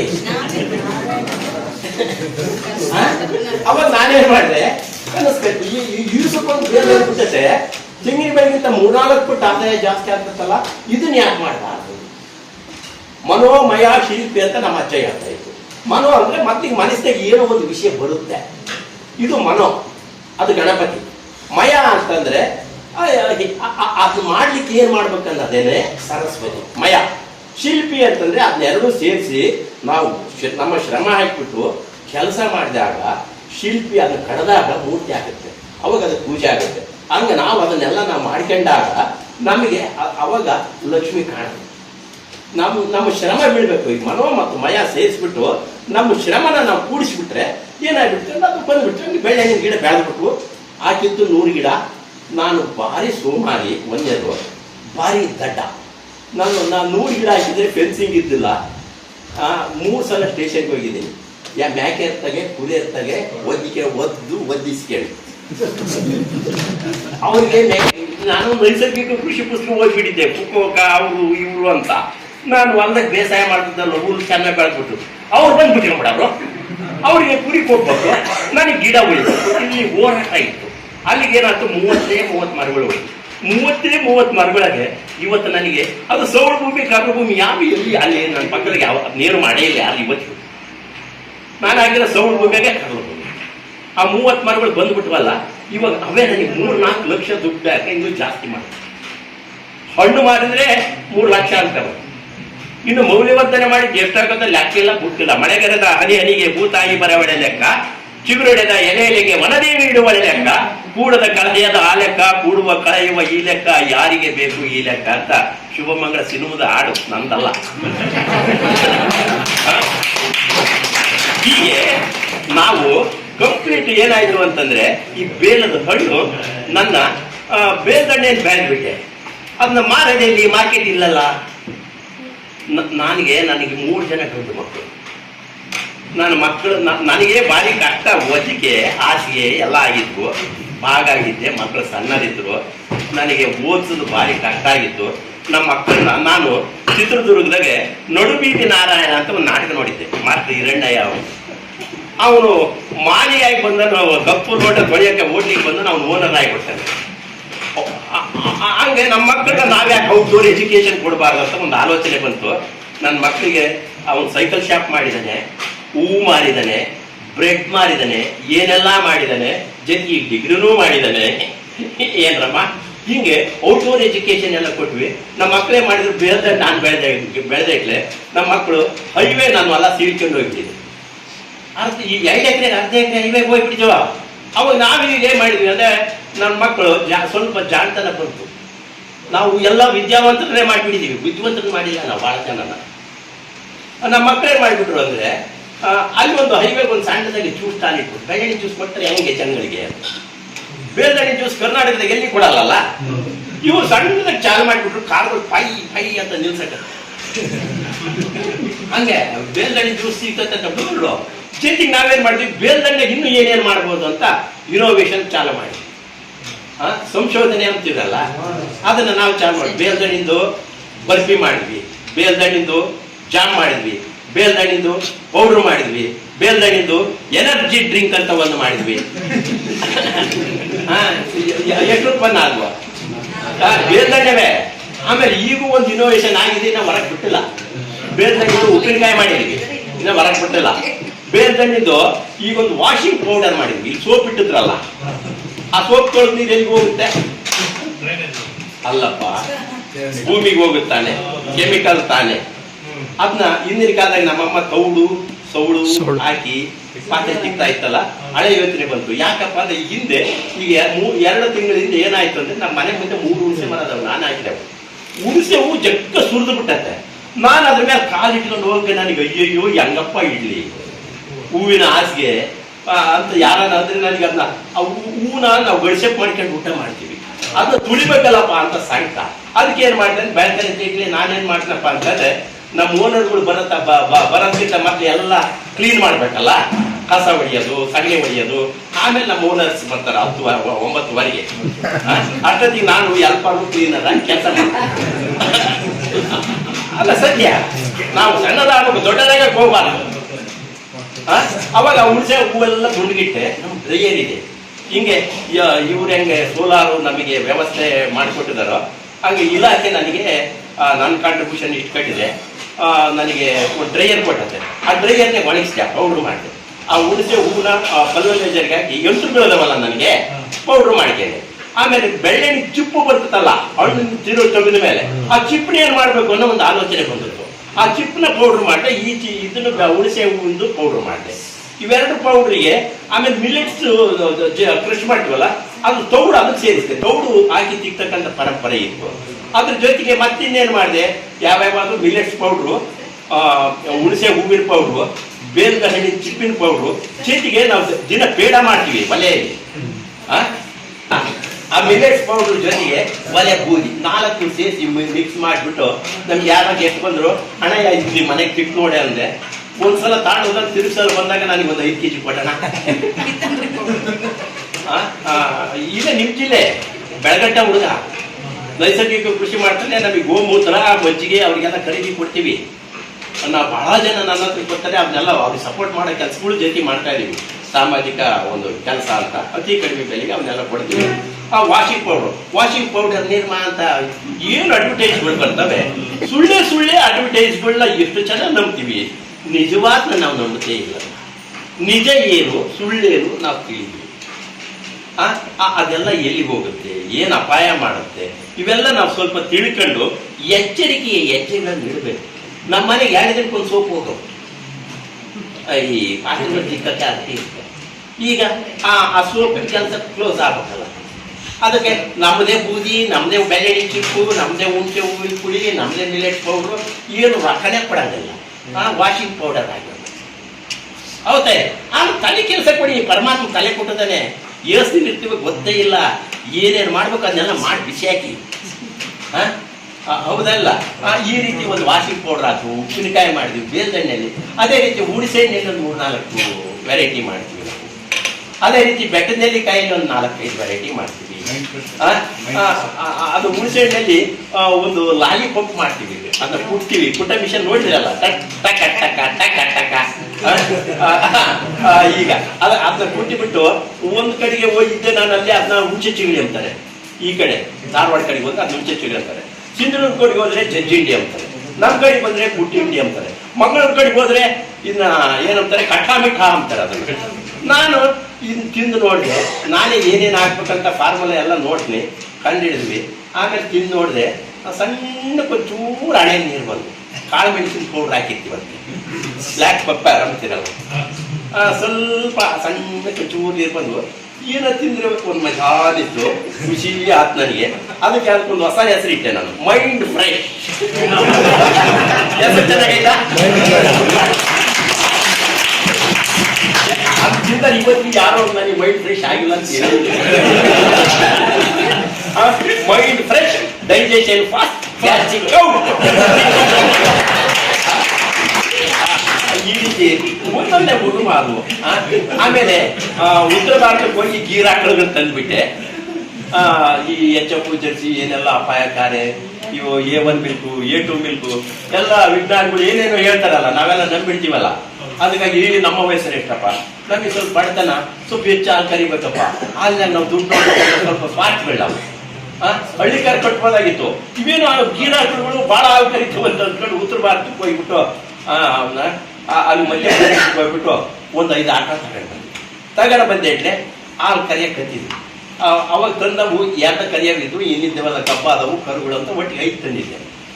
ನಾನೇ ಬೆಂಗಳೂರಿಗೆ ಹೋಗ್ತಾ ಇದ್ದೆ ಪ್ರತಿ ತಿಂಗಳು. ಅಲ್ಲಿ ನೋಡಿದ್ರೆ 80 ರೂಪಾಯಿ 90 ರೂಪಾಯಿ ಹಾಲಿನ ಬೆಲೆ. ಇಲ್ಲಿ ನಮ್ಮೂರಲ್ಲಿ ನೋಡಿದ್ರೆ ಡೈರಿಗೆ ಹಾಕಿದ್ರೆ 25 ರೂಪಾಯಿ. ನೀವು ಅಲ್ಲಿ 80 ರೂಪಾಯಿ, ಇಲ್ಲಿ 25 ರೂಪಾಯಿ. ಒಂದು 50 ಜನ ನಾನು ಹೆಂಗೆ ಮಾಡ್ಬೇಕಪ್ಪ? ಇದೊಂದು ನನಗೆ ಪ್ರಾಬ್ಲಮ್ ಆಗಲ್ಲ. 50 ರೂಪಾಯಿ ಮಾಡೋದು ಹೆಂಗೆ ಅಂತ ಒಂದು ಪ್ಲಾನ್ ಮಾಡಿ, ಇವನು ಆ ಕಡೆಗೆಲ್ಲ ಧಾರವಾಡ ಕಡೆಗೆಲ್ಲ ಬೇಡ ಮಾಡಿ ಮಾಡ್ತಾರಲ್ಲ, ನಾನು ಬೇಡ ಮಾಡಿದ್ರೆ 60 ರೂಪಾಯಿ ಹೋಗ್ಬಿಡ್ತು ನಂಗೆ ಅಂತ ಒಂದು ಆಲೋಚನೆ ಬಂತು. ಅಲ್ಲಿ ಹೋದಾಗ ಒಬ್ರು ಆತ್ಮೀಯರನ್ನ ಹಿಡ್ಕೊಂಡ್ಬಿಟ್ರು, ಅಣೆಯ ಬೇಡ ಮಾಡಿದೆ ಹೆಂಗೆ ಆಗ್ಬಿಟ್ಟ. ಅವರು ನನ್ನ ಹೆಚ್ಚಿಗೆಯಾಗಿ ಒಂದು 2-3 ತಾಸು ಈ ಲ್ಯಾಪ್ಟಾಪ್ ಹೊಡೆದುದ್ದೆ ನನಗೆ ಅದು ಜ್ಞಾನ ಕೊಡಬೇಕು ಅಂತ ಭಾವನೆ, ನನ್ನ ಮೇಲೆ ಅಭಿಮಾನ. ಮೋಹನ್ ಏಣಿಗೆ ಅಂತ ಗಂಡ ಹೆಂಡತಿ ಇಬ್ರು ಸರ್ಕಸ್. ಲಾಸ್ಟಿಗೆ ಉತ್ತರ ಕೊಟ್ಟದ್ದೇನು ಗೊತ್ತಾ? ಪೇಟೆಂಟು, ಸೀಕ್ರೆಟು, ಬಿಸಿನೆಸ್ಸು ಹೇಳ್ಕೊಡಲ್ಲ. ನನಗೆ ಯೋಚನೆ ಬಂತು, ನಮ್ಮಮ್ಮ ಮುದ್ದೆ ಮಾಡೋದು, ರೊಟ್ಟಿ ಮಾಡೋದು ಎಲ್ಲ ಪರಂಪರೆಗೆ ಕೆಲಸ ಹೋಗ್ತೀವಲ್ಲ, ಉದ್ಕ ಮುದ್ದೆ ಇದೇನಪ್ಪ ಅವತಾರ ಅಂತ ಮನಸ್ಸಿನಾಗ ಅಂದ್ಕೊಂಡೆ. ಆಮೇಲೆ ಬಂದೆ, ಸುಮ್ಮನೆ ಮನೆಗೆ ಬಂದಾಗ ಯೋಚನೆ ಮಾಡಿದೆ. ಮಹಾಭಾರತದ ಒಂದು ಕಥೆ ನೆನಪು ಬಂತು. ರಾಮಾಯಣದಲ್ಲಿ ಅಲ್ಲ, ಮಹಾಭಾರತದಲ್ಲಿ ಏಕಲವಿಗೆ ದ್ರೋಣಾಚಾರ್ಯ ಹೇಳ್ಕೊಟ್ಟಿದ್ರೆ ಅವನು ಬಿಲ್ಲುವಿದ್ಯೆ ಕಲ್ತ್ಕೊಂಡಲ್ಲ. ಹಂಗೆ ನಮ್ಮ ಮಾಡುವಿಕೆ, ನಮ್ಮ ಮುಂದಿನ ಹೆಜ್ಜೆಗಳನ್ನು ಹೇಳಿಕೊಡುವುದು ಅನ್ನೋದು ಗೊತ್ತಾಗ್ತದೆ. ಅದಕ್ಕಾಗಿ ನಾನು ಅವಾಗಲಿಂದ ನಾನೊಂದು ಪೇಡ ಮಾಡಲೇಬೇಕಂತ ನಿಂತ್ಕೊಂಡೆ. ಒಂದು 10-15 ದಿನ ಹಾಲೆಲ್ಲ ಕೇಳಿಸ್ಬಿಟ್ಟೆ. ನಮ್ಮ ಓನ್ ಮಿನಿಸ್ಟರ್ದಿಂದ ಮಂಗಳಾರತಿ ದಿನ ಹಾಲು ಕೇಳ್ತದಲ್ಲ, ಕೇಳಿ ತಡ್ಕೊಂಬಕ್ಕೆ ಆಗ್ಬೇಕಲ್ಲ. ನಮ್ಮ ಉದ್ದೇಶ ಏನೇ ಇರಲಿ, ದಿನ ಹಾಲು ಕೇಳ್ಬೇಕಲ್ಲ, ನಿಮಗೆ ಗೊತ್ತಾಗಲ್ಲ ಅಂತಾರೆ. ಇಲ್ಲ ಕೇಳಿಸ್ಕೊಂಡೆ. ಆಮೇಲೆ ಒಂದು ಫಾರ್ಮುಲಾ ಸಿಕ್ತು, ಅದಕ್ಕೆ ಒಳ್ಳೆ ಚೆನ್ನಾಗಿತ್ತು. ಏನ್ ಮಾಡಿದೆ ಅಂದ್ರೆ, ದೇಶೀಯ ಆಕಳದ ಹಾಲಿಗೆ ಹಸಿ ಕೊಬ್ಬರಿ, ಬಲಿತ ತೆಂಗಿನಕಾಯಿ ಕೊಬ್ಬರಿ ಬರುತ್ತಲ್ಲ, ಆ ಕೊಬ್ಬರಿ ಹಾಲು ಸೇರಿಸಿದೆ. ಕಾಯಿ ಹಾಲು ಅಂತ ನಾವೆಲ್ಲ ಯೂಸ್ ಮಾಡ್ತೀವಲ್ಲ ಸಂಭ್ರಮಾಚರಣೆಗಳಲ್ಲಿ, ಹೋಳಿಗೆಗೆ, ಇನ್ನು ಯಾವ್ದಾವ್ದಕ್ಕ ಹುಗ್ಗಿಗೆ. ಹಿಂದಿನ ಕಾಲದಲ್ಲಿ ಭಾಳ ಹಾಲು ಕರಿಯೋದಿಲ್ಲಲ್ಲ, ಹಾಲಿನ ಹೊರತಿಗೆ ಕಾಯಿ ಹಾಲು ಅಂತ ಮಾಡ್ಕೊತಿದ್ವಿ. ಆ ಕಾಯಿ ಹಾಲು ಹಾಕಿದ್ರೆ ಇನ್ನೂ ಟೇಸ್ಟ್. ಈ ಹಾಲಿನ ಜೊತೆ ಕಾಯಿ ಹಾಲು ಸೇರಿಸಿದ್ರೆ ಇನ್ನೂ ಟೇಸ್ಟ್. ತಿಂದಿದೀಯಾ ಕೊಬ್ಬರಿ ಬೆಲ್ಲ, ತಾಂಬೂಲಕ್ಕೆ ನೀನು ಸವಿ, ಕೆಳಗೆ ಉಪ್ಪು ನೀರು ಕೊಡುವೆ, ಮೇಲೆ ನೀರಕ್ಕೆ ಕೊಡುವೆ ಅಂತ ಓದಿದ್ವಲ್ಲ. ಅದಕ್ಕೆ ಕಾಯಿ ಹಾಲು ಒಂದು ಸ್ವಲ್ಪ ಸೇರಿಸಿದ್ವಿ, ಇನ್ನೂ ರುಚಿ ಆಯ್ತು. ಅದಕ್ಕೆ ಸಾವಯವ ಬೆಲ್ಲ ಸೇರಿಸಿದ್ವಿ, ಇನ್ನೂ ರುಚಿ ಹೆಚ್ಚಾಯ್ತು. ಅದಕ್ಕೆ ಭಾಳ ರುಚಿ ಇತ್ತು. ಇಲ್ಲಿ ತೆಂಗಿನಕಾಯಿ ಕೊಬ್ಬರಿ ಹಾಲು ಜೊತೆಗೆ ಆಮೇಲೆ ನಮ್ಮ ದೇಶೀಯ ಆಕಳದ ಹಾಲು, ಅದಕ್ಕೆ ಸಾವಯವ ಬೆಲ್ಲದ ಸ್ವಾದ, ಈ 3 ಸೇರಿಸಿ ಒಂದು ಪೇಡ ಮಾಡಿದೆ. ಈ ದೇಶೀಯ ಆಕಳದಲ್ಲಿ ಹಾಲಿನಲ್ಲಿ ತುಪ್ಪ ಇದೆ, ತುಪ್ಪಕ್ಕೂ ಮೆಮೊರಿಗೆ ಕಂಟೆಂಟ್ ಇದೆ, ಭಾಳ ಒಳ್ಳೆಯದು ತಲೆಗೆ ಅಂತ. ಅದೇ ಹಸಿ ಕೊಬ್ಬರಿಯಲ್ಲಿ ಒರ್ಜಿನ್ ಕೋಕೋನಟ್ ಆಯಿಲ್ ಅಂತ ಮಾಡ್ತಾರೆ. ಆ ಒರ್ಜಿನ್ ಕೋಕೋನಟ್ ಆಯಿಲ್ನಲ್ಲಿ ಲಾರಿಕ್ ಆಸಿಡ್ ಇದೆ, ಅದು ತಾಯಿಯ ಎದೆ ಹಾಲಿಗೆ ಸಮ. ಆ ಲಾರಿಕ್ ಆಸಿಡ್ ಇನ್ಯಾವ್ರಿಗೂ ಇಲ್ಲ. ಅದನ್ನು ಇದ್ರೊಳಗೆ ಸೇರಿಸಿದೆ. ಇವೆರಡು ಸೇರಿ ಬುದ್ಧಿ ಭಾಳ ಚೆನ್ನಾಗಿ ಕೆಲಸ ಮಾಡ್ತಾವಲ್ಲ ಅಂತ ಒಂದು ಯೋಚನೆ. ನಾನೇನು ಟೆಸ್ಟ್ ಮಾಡಿಲ್ಲ ಸರ್, ಅದಕ್ಕೆ ಇದಕ್ಕೊಂದು ಹೊಸ ಹೆಸರು ಕೊಡಬೇಕಲ್ಲ ಅಂತ ಅಂದ್ಕೊಂಡು ಏನು ಮಾಡಿದೆ, ಆ ಪೇಡ ಭಾಳ ರುಚಿಕರವಾಗಿ ಬಂತು, ಭಾಳ ಚೆನ್ನಾಗಿ ಬಂತು. ಎಷ್ಟೋ ಸಲ ಫೇಲ್ ಆದಮೇಲೆ ಕಟ್ಕೊಂಡು ಪಾಸ್ ಮಾಡಿದರೆ ಮಾತ್ರ ಮುಂದ್ಕೊಟ್ಟು ಇಳಿದು ಹೋಗೋದಲ್ಲ, ಫೇಲ್ ಆಗಲಿ ಅಂತ ನಿಂತ್ಕೋಬೇಡಿ ದಯವಿಟ್ಟು ಕಟ್ಕೊಂಡು ಪಾಸ್ ಮಾಡಿ. ಆ ಲಾಸ್ಟಿಗೆ ಏನಾಯ್ತು, ಇದೊಂದು ಪೇಡ ಫಾರ್ಮುಲಾ ಸಿಕ್ತು. ಅದನ್ನ ಇವಾಗ ಅದಕ್ಕೊಂದು ಹೊಸ ಹೆಸರು ಇಡಬೇಕಾಗಿತ್ತು. ನಾನು ಇವೆಲ್ಲ ಗುಣಗಳನ್ನ ಹೆಸರು ಇಡಬೇಕಂತ ಇದಕ್ಕೊಂದು ಒಳ್ಳೆಯ ಹೆಸರು ಇಟ್ಟೆ. ಏನು ಹೆಸರು ಇಟ್ಟೆ ಅಂದರೆ ಮೆಮೊರಿ ಪೇಡ. ಏನು ಹೆಸರು? ಮೆಮೊರಿ ಪೇಡ ಅಂತ ಇಟ್ಟೆ. ಅಪ್ಪ, ನೀನು ಇದಕ್ಕೆ ಎಷ್ಟು ಕಷ್ಟಪಟ್ಟು ಏನೆಲ್ಲ ಮಾಡಿ ಶ್ರಮ ಆಗಿಬಿಟ್ಟಿದೆ, ನಿನ್ನ ಹೆಸರು ಇರ್ಬೇಕಪ್ಪ ಅಂತ ಇವಾಗ ನನ್ನ ಮಕ್ಕಳು ಅಭಿಮಾನಕ್ಕೆ ಸಜ್ಜೆಟ್ ಬೇಡ ಅಂತ ಮಾಡಿದೆ. ಅದು ಇರ್ಲಿ ಬಿಡಪ್ಪ ಅಂತಂದ್ರೆ ನಾನು ಸುಮ್ಮನೆ ಒಟ್ಟಿಗೆ ಅದು ಮಾರಾಟ ಅಂತ ಆಗತ್ತಲ್ಲ, ಚೆನ್ನಾಗಾಗುತ್ತಲ್ಲ, ನಾವೇ ಒಂದು ಪೇಡ ಮಾಡಿದ್ವಲ್ಲ. ಅದೇ ಪೇಡ ಸಾಮ್ರಾಜ್ಯಕ್ಕೆ ಒಂದು ಕಾರ್ಯಕ್ರಮ ಇತ್ತು, ತಗೊಂಡೋಗ್ಬಿಟ್ಟಿದ್ದೆ. 5 ದಿನದ ಕಾರ್ಯಕ್ರಮ. 2ನೇ ದಿನಕ್ಕೆ ನಮ್ಮ ಪೇಡ ಖರ್ಚಾದ್ರು. 3ನೇ ದಿನದಾಗ ರುಚಿ ಕಂಡರು ಬಂದರು, ನೀವು ಪೇಡ ಕೊಡಪ್ಪ, ಇನ್ನೊಂದು ಬಾಕ್ಸ್ ಬೇಕಂದ್ರು. ಹಣ ಇಲ್ಲಣ್ಣ, ಖಾಲಿ ಆಗಿಬಿಟ್ಟು ಬಂದೆ. ಏನಪ್ಪ ನಮ್ಮ ಪೇಡ ಮೀರಿಸ್ಬಿಟ್ಟು ಅವರು. ನನಗೆ ರಾಜ್ಯೋತ್ಸವ ಪ್ರಶಸ್ತಿ ಕೊಟ್ಟಲ್ಲಿ ಎಷ್ಟು ಖುಷಿ ಆಯಿತು, ಅದಕ್ಕಿಂತ ಖುಷಿ ಆಯಿತು. ಯಾಕಂದ್ರೆ ಹೇಳ್ಕೊಡಲ್ಲ ಅನ್ನೋ ಸಾಮ್ರಾಜ್ಯದ ಮುಂದೆ ನಾನು ಬೇಡ ಪಾಸ್ ಆಗಲ್ಲ. ಇದನ್ನೆಲ್ಲರೂ ಯಾರಾದರೂ ಕಾಪಿ ಮಾಡಿಬಿಟ್ಟು ಟ್ಯಾಗ್ ಕೊಡಲಿ ಅಂತ ನನ್ನ ಭಾವ. ಹೀಗೆ ನಮ್ಮ ಜರ್ನಿ ಬರೀ ಬೆಳೆಯುವುದರ ಕಡೆಗೆ, ಬೆಳೆಯುವುದು, ಕೆಲಸ ಮಾಡುವುದು ನಾವು ಶೂದ್ರದ ಕೆಲಸ ನಮಗನ್ಸೋದು. ನಾವು ವ್ಯಾಪಾರಸ್ಥರಾಗಬೇಕು. ನಾವು ಸಮೃದ್ಧಿ ಆಗಬೇಕಾದ್ರೆ ನಮ್ಮ ವಸ್ತುಗಳಿಗೆ ಕೌಶಲ್ಯವನ್ನು ತುಂಬಿ ರೂಪಾಂತರ ಮಾಡಿಬಿಟ್ಟು ನಾವು ವ್ಯಾಪಾರಸ್ಥರು ಆಗ್ತಕ್ಕಂಥ ಕಲೆನ ಕಲಿಬೇಕು. ನಾವು ಅವಾಗ ಏನಾಗುತ್ತೆ ಅಂದ್ರೆ ನಮ್ಮ ಆರ್ಥಿಕ ಸ್ಥಿತಿಯನ್ನು ಸ್ವಲ್ಪ ಎತ್ತರಕ್ಕೆ ಬಯಲುನಾಡಿನಲ್ಲಿ ಈ ಮರ ಆಧಾರಿತ ಕೃಷಿ ಮಾಡಿದಾಗ ಸೋಲಾರ್ ಎನರ್ಜಿನ ರೈತರು ಜಾಸ್ತಿ ನಾವು ಯೂಸ್ ಮಾಡ್ಕೊಳ್ತೀವಿ. ಸೋಲಾರ್ ಎನರ್ಜಿ ಇದು ಗಿಡಗಳಿಗೂ ಬೇಕು, ರೈತರಿಗೂ ಬೇಕು. ಇದು ಅಪ್ರಧಾನವಾಗಿ ನಾವೇ ಸೃಷ್ಟಿ ಮಾಡಿಕೊಂಡು ನಮ್ಮ ವೆಚ್ಚ ಇಲ್ಲದೆ ಇದನ್ನ ಸೋಲಾರ್ ಶಕ್ತಿನ ಬಳಕೆ ಮಾಡ್ತಕ್ಕಂಥ ವಿಧಾನನ ಸ್ವಲ್ಪ ತಿಳಿಸ್ಬೇಕಂತ ಹೇಳಿದ್ದೀನಿ. ಈ ಒಂದು ಬೇಲದ ಹಣ್ಣಿನ ಬೆಳೆ ಈ ಬರದ ನಾಡಿಗೆ ಒಂದು ವರ್ಷ ನೀವು ಬದುಕಿಬಿಟ್ರೆ ನಿರಂತರ ಒಂದು ಆದಾಯದ ಬೆಳೆ ಆಗುತ್ತೆ. ಇದು 1 ಎಕರೆಗೆ ನೀವು ಬೇಲದ ಹಣ್ಣಿನ ತೋಟನ ವಿನ್ಯಾಸ ಮಾಡ್ಕೊಂಡ್ರೆ 4 ತೆಂಗಿನ ಮರಗಳ ಮಧ್ಯೆನೂ ನೀವು ಇಲ್ಲಿ ಹಿರಿಯೂರರು ಒಂದೊಂದು ಗಿಡ ಹಾಕ್ಬೋದು. ಅವಾಗ ತೆಂಗಿಗಿಂತ 4-6 ಪಟ್ಟು ಆದಾಯನೂ ಜಾಸ್ತಿ ಆಗುತ್ತೆ. ಆಮೇಲೆ ಬೇಲದಲ್ಲಿ ಪೆಕ್ಟಿನ್ ಅನ್ನ ರಾಸಾಯನಿಕ ಇದೆ, ಹೃದಯ ರಕ್ತನಾಳ ಶುದ್ಧಿ ಮಾಡುತ್ತೆ. ರೈಬೋಫ್ಲಾವಿನ್, B2 ವಿಟಮಿನ್ ರೋಗ ನಿರೋಧಕ ಶಕ್ತಿ ಹೆಚ್ಚಿಸುತ್ತೆ. ತಂಪುಕಾರಕ, ನಂಜುಹರ, ಪಿತ್ತಹರ, ಅದ್ಭುತ ಔಷಧಿಗಳ ಭಂಡಾರ. ಅದಕ್ಕಾಗಿ ಸ್ಥೂಲ ದೇಹ ಬಜ್ಜು ಹೊಟ್ಟೆ ಗಣಪಗೆ ಕಪಿತ್ತ ಜಂಬೂ ಫಲಸಾರ ಭಕ್ಷಿತು ಅಂತ ಮಂತ್ರ ಹೇಳಿದ್ದಾರೆ. ಕಪಿತ್ತ ಅಂದ್ರೆ ಬೇಲನೆ. ಇದ್ರ ಜೊತೆಗೆ ಬರೇ ಗಣಪತಿಗೊಂದೇ ಪ್ರಿಯ ಅಂತ ಅಲ್ಲ, ಇದು ಶಿವರಾತ್ರಿಯಲ್ಲಿ ಶಿವನಿಗೆ ಅಭಿಷೇಕ ಅಂತ ಬೇಲದ ಹಣ್ಣು ಅರ್ಪಣೆ ಮಾಡ್ತಾರೆ. ರಾಮನವಮಿಯಲ್ಲಿ ಬೇಲದ ಹಣ್ಣಿನ ಪಾನಕ ಅಂತ ರಾಮನಿಗೂ ಅರ್ಪಣೆ ಮಾಡ್ತಾರೆ. ಆಮೇಲೆ ಇಲ್ಲಿ ಗೊಡಚಿಯಲ್ಲಿ ವೀರಭದ್ರ ಸ್ವಾಮಿ ಜಾತ್ರೆಗೆ ಬೇಲದ ಹಣ್ಣಿಂದೇ ಜಾತ್ರೆ. ಮಹಾರಾಷ್ಟ್ರದಲ್ಲಿ ಒಂದು ದುರ್ಗಾ ದೇವಸ್ಥಾನದಲ್ಲಿ ಬೇಲದ ಹಣ್ಣಿಂದ ಬರ್ಫಿ ಪ್ರಸಾದವಾಗಿ ಕೊಡ್ತಾ ಇದ್ದಾರೆ. ಈ ಬೇಲದ ಹಣ್ಣು ಶುಗರು, BP, ಕ್ಯಾನ್ಸರು, ಹೊಟ್ಟೆಯ ಎಲ್ಲಾ ಕಾಯಿಲೆಗೆ ಅದ್ಭುತವಾದ ಔಷಧಿಗಳ ಭಂಡಾರ ಆಗಿರೋದ್ರಿಂದ ಇವತ್ತಿನ ಟ್ರೆಂಡ್ಗೆ ಈ ಬೇಲದ ಹಣ್ಣನ್ನು ವಾಣಿಜ್ಯಿಕ ಬೆಳೆಯಾಗಿ ಸ್ವೀಕರಿಸಿದ್ರೆ ನಾವು ಅಡಿಕೆ ತೋಟದವರಿಗಿಂತ, ಕಾಫಿ ತೋಟದವರಿಗಿಂತ ಶ್ರೀಮಂತರಾಗಬಹುದು. ಈ ಒಂದು ಸುಳುವನ್ನು ನಾನು ಇವತ್ತು ನಿಮಗೆ ಬಿಟ್ಟು ಕೊಡುತ್ತಿದ್ದೇನೆ. ಇವನ್ನೆಲ್ಲ ಮಾಡಿ ನೀವು ಸಮೃದ್ಧರಾಗಿ. ಯಾಕಂತಂದ್ರೆ ಇದಕ್ಕೆ ಮಳೆ ನೀರಿಗೆ ಉಳಿಯುತ್ತದೆ, ಮಳೆ ನೀರಿಗೆ ಬೆಳೆಯುತ್ತದೆ, ಮಳೆ ನೀರಿಗೆ ಸಮೃದ್ಧಿಯಾಗುತ್ತದೆ. ಆಮೇಲೆ ಇದನ್ನು ಅನೇಕ ರೂಪಗಳಲ್ಲಿ ಕೊಡ್ತಕ್ಕಂಥ ವಿಧಾನಗಳು ನಾನಷ್ಟು ರೂಪಿಸಿದ್ರೆ ವಿಜ್ಞಾನಿಗಳು ಬೇಕಾದಷ್ಟು ರೂಪಗಳನ್ನ ಮಾಡಿದರೆ. ಇದ್ರಾಗ ಅನೇಕ ಸಂಶೋಧನೆಗಳಾಗಿದ್ದಾವೆ. ನೀವು ಈ ವರ್ಷ ಹಾಕಿದ್ರೆ ಇದು ಬೀಜದಿಂದ ಆಗಿರ್ತಕ್ಕಂಥ ಸ್ಥಿತಿ 10-15 ವರ್ಷಕ್ಕೆ ನಿಮಗೆ ಬಂದ್ರೆ, ಇವಾಗ ಗ್ರಾಫ್ಟೆಡ್ ಗಿಡಗಳು ಬಂದಿದ್ದಾವೆ. 4ನೇ ವರ್ಷಕ್ಕೆ ನಿಮ್ಗೆ ಫಸಲು ಚಾಲಾಗುತ್ತೆ. ಬರೇ 4 ವರ್ಷ ಬೇಕು. ಇವಾಗ ನಾವು ಒಂದು ಗಟ್ಟಿ ಹೆಜ್ಜೆ ಇಟ್ಟು ಇಂಥ ಅಪ್ರಧಾನ ಹಣ್ಣುಗಳು ವಾಣಿಜ್ಯ, ಈ ಕವಳೆ ಇರ್ಬೋದು, ಸೀವುಣಸೆ ಇರ್ಬೋದು, ಸೀತಾಫಲ ಇರ್ಬೋದು, ಈ ಬೇಲ ಇರ್ಬೋದು, ಪ್ರತಿದಿನನೂ ರೈತರಿಗೆ ಖರ್ಚಿದಾವೆ. ಖರ್ಚುಗಳನ್ನ ಮ್ಯಾನೇಜ್ ಮಾಡಲಿಕ್ಕೆ ನಮಗೆ ದಿನ ಆದಾಯ ಬೇಕು. ದಿನ ಆದಾಯ ಬೇಕು ಅಂತಂದ್ರೆ ನಮ್ಮ ಯೋಚನಾ ಲಹರಿ, ನಮ್ಮ ಅಳವಡಿಕೆ, ನಮ್ಮ ವ್ಯವಸ್ಥೆ ಬೇರೆ ರೂಪದಲ್ಲಿ ನಾವು ಮುಂದೆ ಜಂಪ್ ಮಾಡಬೇಕಾಗಿದೆ. ಈ ವ್ಯವಸ್ಥೆಗಳನ್ನ ನಾವು ಸೆಟ್ ಮಾಡ್ಕೋಬೇಕಾಗಿದೆ. ಆಗ ನಮ್ಮ ಕೃಷಿ ಸಮೃದ್ಧಿ ಆಗುತ್ತೆ. ಕೃಷಿ ವೆಚ್ಚರಹಿತ ಆಗಬೇಕು. ಅನೇಕ ವೆಚ್ಚಗಳು ಬಂದವು. ನಾವು ಯೂನಿವರ್ಸಿಟಿ ಹೇಳಿದ್ದು ಕೇಳಿದ್ವಿ, ಸಂಘ ಸಂಸ್ಥೆ ಹೇಳಿದ್ದು ಕೇಳಿದ್ವಿ, ಪ್ರಗತಿಪರ ರೈತ ಹೇಳಿದ್ದು ಕೇಳಿದ್ವಿ. ಆದ್ರೆ ಕೃಷಿ ಅಭಿವೃದ್ಧಿ ಆಯ್ತು, ಕೃಷಿಕ ಅಭಿವೃದ್ಧಿ ಆಗಿದ್ದಾನೆಯೇ? ಇದು ದೊಡ್ಡ ಪ್ರಶ್ನೆ. ಇದಕ್ಕೆ ಉತ್ತರ ಬೇಕಾಗಿದೆಯಪ್ಪ ಅಂತಂದ್ರೆ, ಕೃಷಿಕ ಅಭಿವೃದ್ಧಿ ಆಗಬೇಕಾದರೆ ವೆಚ್ಚರಹಿತ ಕೃಷಿ ಕ್ರಮಗಳು ನಿರ್ಮಾಣ ಆಗಬೇಕು. ವೆಚ್ಚರಹಿತ ಕೃಷಿ ಕ್ರಮಗಳಂದ್ರೆ ಗಿಡ ಮರ ಆಧಾರಿತ ವ್ಯವಸ್ಥೆಗಳು. ಅಡವಿ ಅಡುತ್ತಾಯಿ ಮನೆ ಮಲ್ತಾಯಿ ಅಂತ ಗಾದೆ. ಅಡವಿ ಅಡುತ್ತಾಯಿ ಮನೆ ಮಲ್ತಾಯಿ ಅಂತ. ಈ ಕಾಡು ಜಾತಿ ಹಣ್ಣುಗಳು ಈಗ ಒಂದು ಹೇಳಿದ್ರು, ಕರಂಡ ಚೆರಿ ಅಂತ ಹೇಳಿದ್ರು, ಕವಳೆ ಹಣ್ಣು. ನಾನು ಮೊನ್ನೆ ಒಬ್ಬರು ವಿಜ್ಞಾನಿನ ಡಾಕ್ಟರ್ ಅನುರಾಧ ಅಂತ ಇದೀಗ ಕಾಣಕ್ ಹೋಗಿದ್ದೆ, ತೋಟಗಾರಿಕಾ ವಿಶ್ವವಿದ್ಯಾನಿಲಯ ಹೆಸರುಘಟ್ಟ. ಅಲ್ಲಿ ಆ ಕವಳೆ ಗಿಡ ನೋಡ್ಬಿಟ್ಟು ನನಗೆ ಸ್ವರ್ಗನೇ ಮೂರ್ಗೇನೆ ಐತೆ ಅನ್ನಿಸ್ಬಿಟ್ಟು. ಒಂದೊಂದು ಚೆರಿ ಗಿಡ 50 kg ಗಟ್ಟಲೆ ಈ ಗಾತ್ರದ ಕವಳೆ ಹಣ್ಣು. ನಮ್ಮಲ್ಲಿ ಚಿಕ್ಕ ಕವಳೆ ಬರ್ತವೆ, ಅಲ್ಲಿ ದೊಡ್ಡ ಕವಳೆ ಬರ್ತವೆ. ಆವಂತ ವಿಶೇಷ ತಳಿಗಳೆಲ್ಲದವೆ. ಹೇಗೆ ಮಾಡಬೇಕು, ಏನು ಮಾಡಬೇಕು, ಎಲ್ಲಿ ಹಾಕಬೇಕು. ಫೆನ್ಸಿಂಗಿಗೆ ನಾವು ಕವಳೆ ಹಾಕಿಬಿಟ್ರೆ ಪಕ್ಕದ ಹೊಲದಲ್ಲಿ ನೆಳ್ಳಾಗಲ್ಲ. ವದನೆ ಯೋಗಿಗೆ ಅಲ್ಲ ಬದನೆ ರೋಗಿಗೆ ಅಲ್ಲ, ಕದನವುದು ಅಲ್ಲ ನೆರೆ ಹೆಂಗೆ ನಿದ್ರೆಗೆ ತುದಿಗಟ್ಟೆ ಅಲ್ಲ ಸರ್ವಜ್ಞ ಅಂದ್ರು. ಅಕ್ಕಪಕ್ಕದವ್ರ ಜೊತೆಗೆ ಜಗಳ ಆಗಬಾರ್ದು. ನಾನೇನೋ ಮರ ಹಾಕ್ಬಿಟ್ಟೆ ಸೈಡ್ಗೆ, ಅವನಿಗೆ ನೆಳ್ಳಾಕು, ನನ್ಗೆಲ್ಲ ಈಟಾರೆ ಬೆಳೆಯೋದಿಲ್ಲಪ್ಪ ಅಂತ ನನ್ನ ಮೇಲೆ ಬೆಂಕಿ ಕಂಡು. ಹೌದಾ ಇಲ್ಲ? ಅಲ್ಲಿ ಏನು ಹಾಕಬೇಕು? ಆ ಕವಳೆ ಗಿಡ ಹಾಕ್ಬಿಟ್ರೆ ನೆಳ್ಳಾಗಲ್ಲ. ಆ ಕಡೆ ಅವನು ತಿಂಬಿ, ಈ ಕಡೆ ನಾವು ತಿಂಬನು, ಅವನು ನಾವು ಚೆನ್ನಾಗಿರ್ತಲ್ಲ. ಒಂದು ಆಲೋಚನೆ